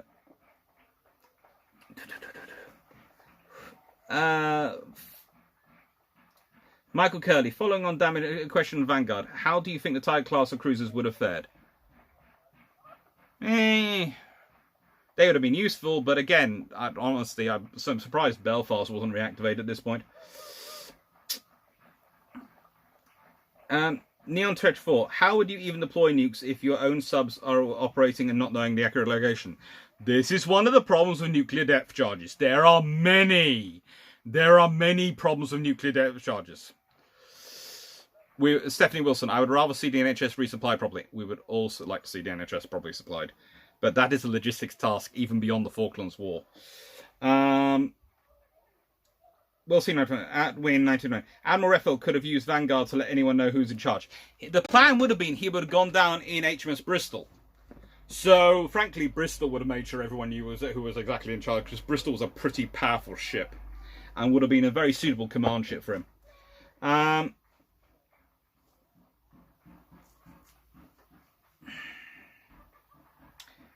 Hey, Jim, thank you for a super chat. And thank you to everyone who does do the super chats and those things. It's always very kind of you. And thank you for saying my presentation is outstanding. As I said, this is the chatty seminar side of it.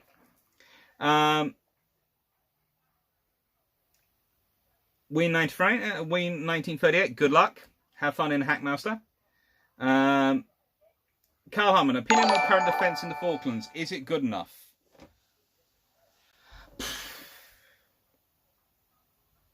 It's enough for the moment. It's enough for the current threat level. I would myself like to see facilities done up so that we could forward base the Type 31 down there and a river class like we have one based in the Gulf, and like like to see one forward base in Singapore. I would like to have forward base Type 31s, but that's also because I think we should have a better engagement with the South America and within the South Atlantic area as a whole, and I see having a forward-based frigate to go around, do exercises, do training, meet up the local people, do the diplomatic mission, the naval diplomacy and the naval presence mission, to be a critical method of doing that. So that's my sort of thing. Thank you, dear Fregerson. I can only see your the second two names because the thing crosses it out.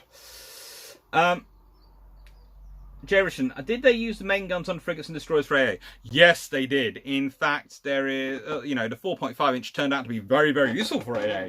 It was very, very good at AA. Quite worryingly for many of the pilots.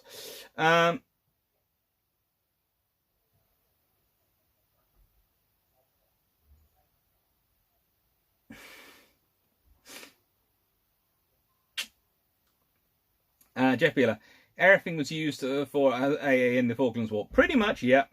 I think there is one. There was one great session where I was having a chat with Michael Clapp, and he said at one point the air attack was coming to San Carlos Bay, and of course there's not much he can do once the air attack arrives. And he was he was down in the command, the CIC for once in the operations room trying to contact there.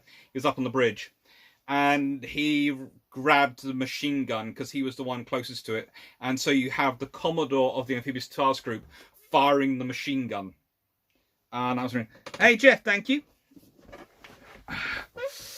Just seen the super chat. Thank you, Jeff.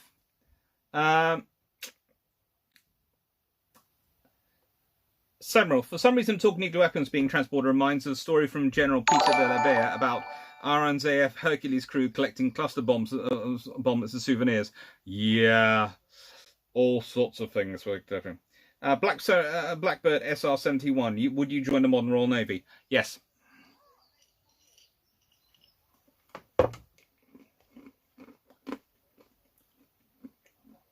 Martin Sims, a nuclear depth charge will do nothing for the poor sonar operator. He would have to become a politician.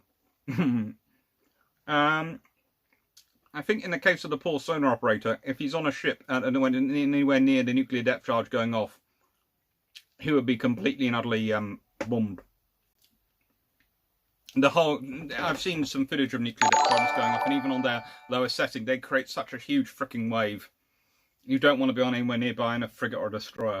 I wouldn't like to be an American class. One of the American supercarriers wouldn't be big enough. Paul from Chicago. Does the RN still kick around footballs with local ships when visiting? Yes, they do. And rugby balls. In fact, they do the full thing. Whenever they have a visit, they do a full meeting. And it's all sorts of things. There's dinners, there's all... it's a full diplomatic engagement scenario, and it works very, very well. 99 Andrews. Falklands Garrison is our OPV guard ship, a reinforced company group from the Army, and 4 Typhoon fighters from the RAF. It can be reinforced by air now. It also has a platoon from the Royal Marines, still a naval party, from memory as well. And it has all sorts of things there, and it does have some, if I remember correctly, again, some RAF regiment is sitting in the airbase.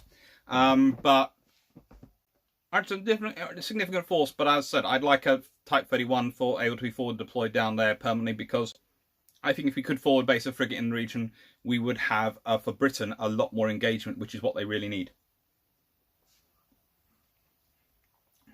Banhome, why was it that HMS Bristol was not part of the initial task force? Pretty much she was being held back to be Derek Graffel's flagship, and then Derek Graffel wasn't sent. She was also getting her ready for service. She was just coming out of refit. It's one of those stupid things in the command structure. Bitcherin, can the new TIE class standards be used for presence missions in places like South America? They're big and seem pretty capable for concern. Yeah, but the trouble is you need them for their tanking role. You don't really want to start using you don't want to use the RFA for presence missions, because they're not really designed for it, and they can't really do more. They can't really do it. They use them for counter piracy ops and some things like that sometimes, and I sit there and go, oh my god. Actually, they probably don't mind that, but I think it's more the Type 31. We'll see. 99. The Type 31 will not be for defensive vehicles, but for defense engagement. It'll be for both, because let's be honest, if you have a Type 31 in the operational area, that is another tripwire. And yes, the Type 31 is going to be a task group ship. It's going to be part of the task group in any war fighting, but it's not really a picket ship. But it would certainly be capable of doing its job. And engagement and diplomacy would be very good in it. And it would be another thing, which would be a case of, okay, right then, so we do this, we're going to be in trouble. We're going to have to deal with Type 31. We're going to have to deal with that vessel.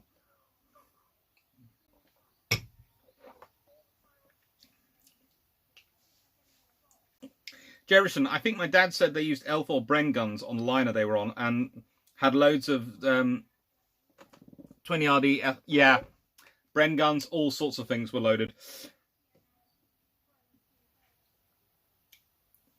Grace Starsky, any Argentina regularly protests any plans to increase presence in the Falklands? They would go bananas over Type 31. Yes, they would, but they honestly couldn't do much about it. And frankly, it might be useful because actually doing it would provide a increased level of British commitment down to the Antarctic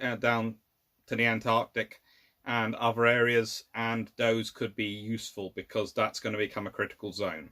If you look at some of the things which China is doing and other nations are doing down in the South Pole region, having a forward-based frigate in the Falkland Islands would provide Britain with a significantly increase in its presence down there. Because if we can forward-base a frigate, we could forward-place the Arctic Patrol, or the Antarctic Patrol Ship vessel, i.e. the great big icebreaker, which we have of kind, whatever its name is by that point. And if we can forward base those there, then we can have increased presence down south, and that is critical for the future.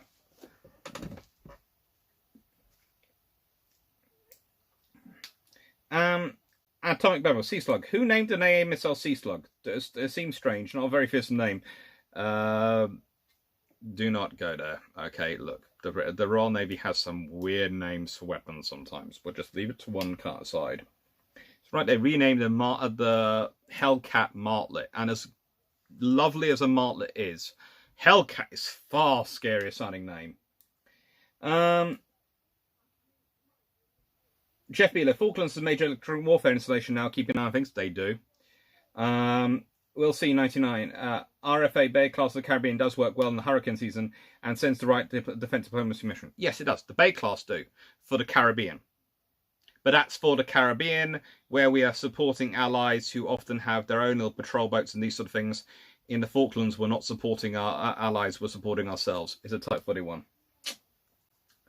I know 99 Duke. Our HMS Protector is the current one. I'm not sure where she would be by the time the Type 31s are available to do that, but I would, hey ho.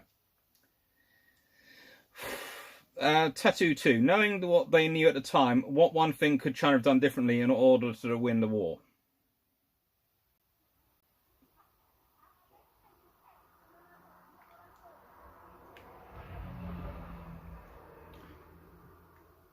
If they had managed to attack the task group as it came south, i.e. posture the carrier battle group at a point that it could intercept the amphibious transports and convoy before they got down south, so managed to position it such ways that they managed to avoid being caught by the carrier battle group and then could hit the amphibious task group coming behind them with a full strike package from their own carrier, that would have been devastating to the British war effort. But that's about it. Bitchering, could the Thai class hull machinery be used as basis for a cheap presence cruiser? You could always do these things, but I prefer to keep the Type 31 to just build more of them. We'll see 99. What would be your priority locations for Type 31 with a class of only 5 units? If it's only 5 units, I would forward base 3, and I would keep 2 in the UK sort of Gibraltar area for the forward, for the training and for the deep maintenance and the refit and that sort of scenario. And I would forward base the 3 in Bahrain, Singapore, and the Falklands. Preferably, though, I would like at least 6 of the Type 2031s and 9 of the Type 26s. Because my theory is then that gets us up to 21 units. If we can get 10 Type 31s, that's even better, because then I can have all the forward bases I wanted done. But, that's me being very greedy. And because I think 25 escorts is about the right number for what Britain needs.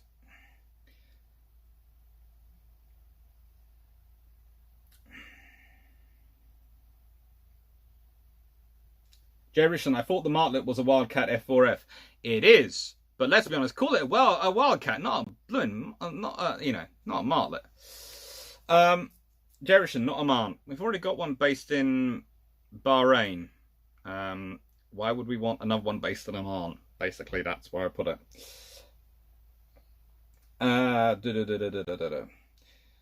Prime Flux. Too many duties and not enough ships to cover them all seems to be a recurring theme. It is with everyone at the moment. Bitchin, in baseball we have sluggers, and getting slugged in a bar fight is not good. Sea slug is the fist of an angry sailor. We can go for that. We can definitely go for that one.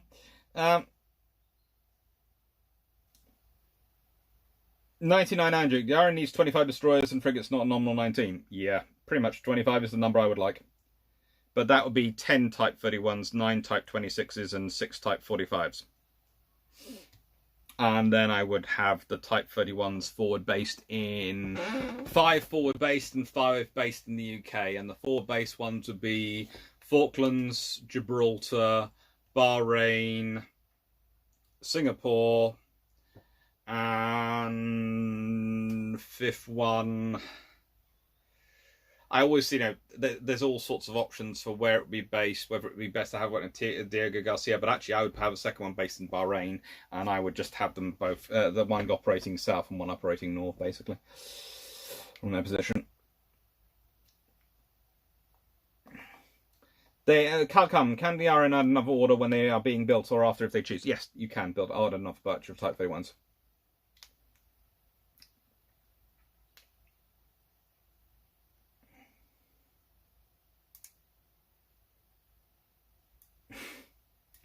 Jeff Beeler, all this South American talk reminds me of HMS Leander 1848. Yes, and there is going to be another one coming out about her. Now I've got all the information come in and I've managed to find out who she is. Thanks to the lovely people on Discord and all the research they've done, there is going to be another one on HMS Leander 1848. I'm going to do a little movie on her. Right. Now,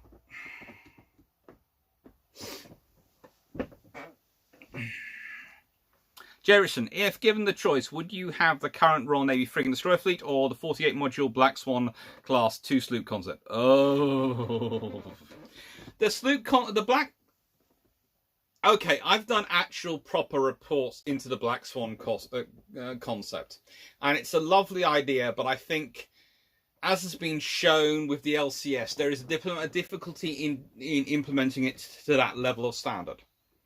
So I think, honestly, it's a lovely idea, but I would use the Type 31 as the transition into it rather than wanting it now. And I'd have the more Type 31s, and then I'd slowly sort of replace the Type 31s with a Black Swan style swoop.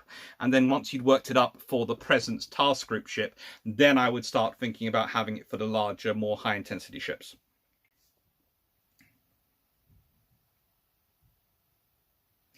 Well, C99, did my dissertation on UK FFDD numbers to meet post-SCSDR 98 requirements and count with the figure of 35, 12, 15 air defence and 20 to 23 ASWGP.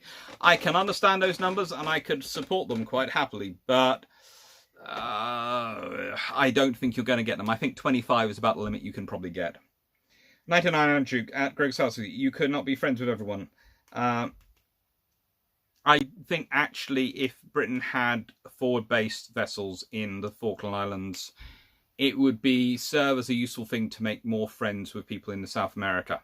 And that's the thing. It would make more presence. And, hey-ho.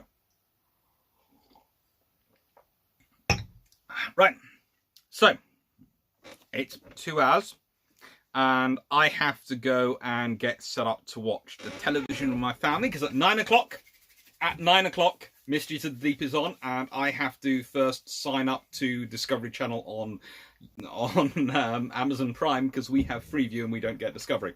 So I will answer now the questions coming in, but then I'm going to say good evening, and I hope you've had a good time, and I hope you have enjoyed tonight. I do apologise for technical difficulties at the beginning.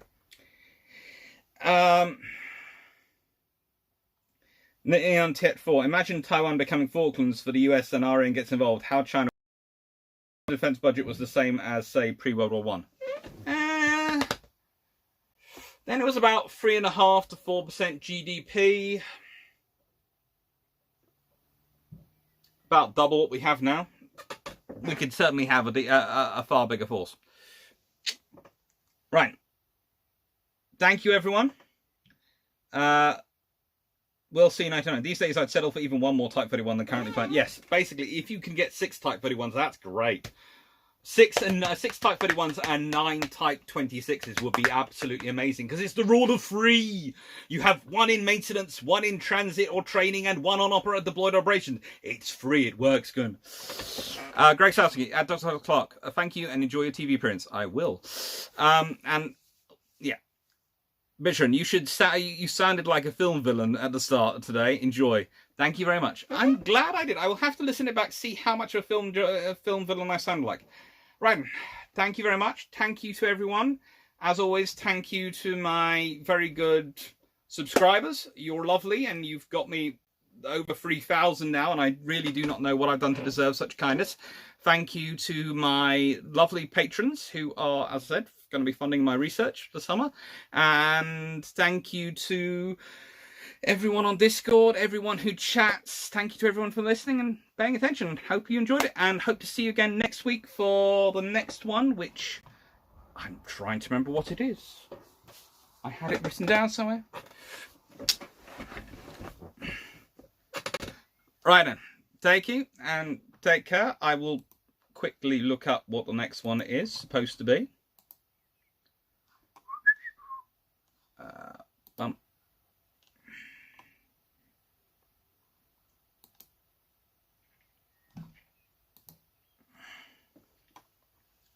Next Monday, next Tuesday is introducing some admirals, engineers, and historians of the naval history. So it's basically me going through, because I referenced some names like Michael Clapp, Andrew Lambert, Norman Freeman, all those sort of people, Stanley Goodall. I'm going to be introducing them all. So I'm going to do a video about that. Will come out on Tuesday morning, and then there'll be a discussion about them and their impacts on the world, on national history, on the world as it is today, later in the afternoon at 6 o'clock. Okay, right. Thank you very much. Thank you for taking part. Thank you for being here and chatting, and hope you have a lovely evening. Thank you. Take care.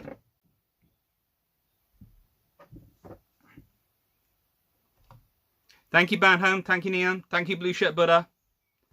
We'll see you 99. Yes, Henderson will be part of it.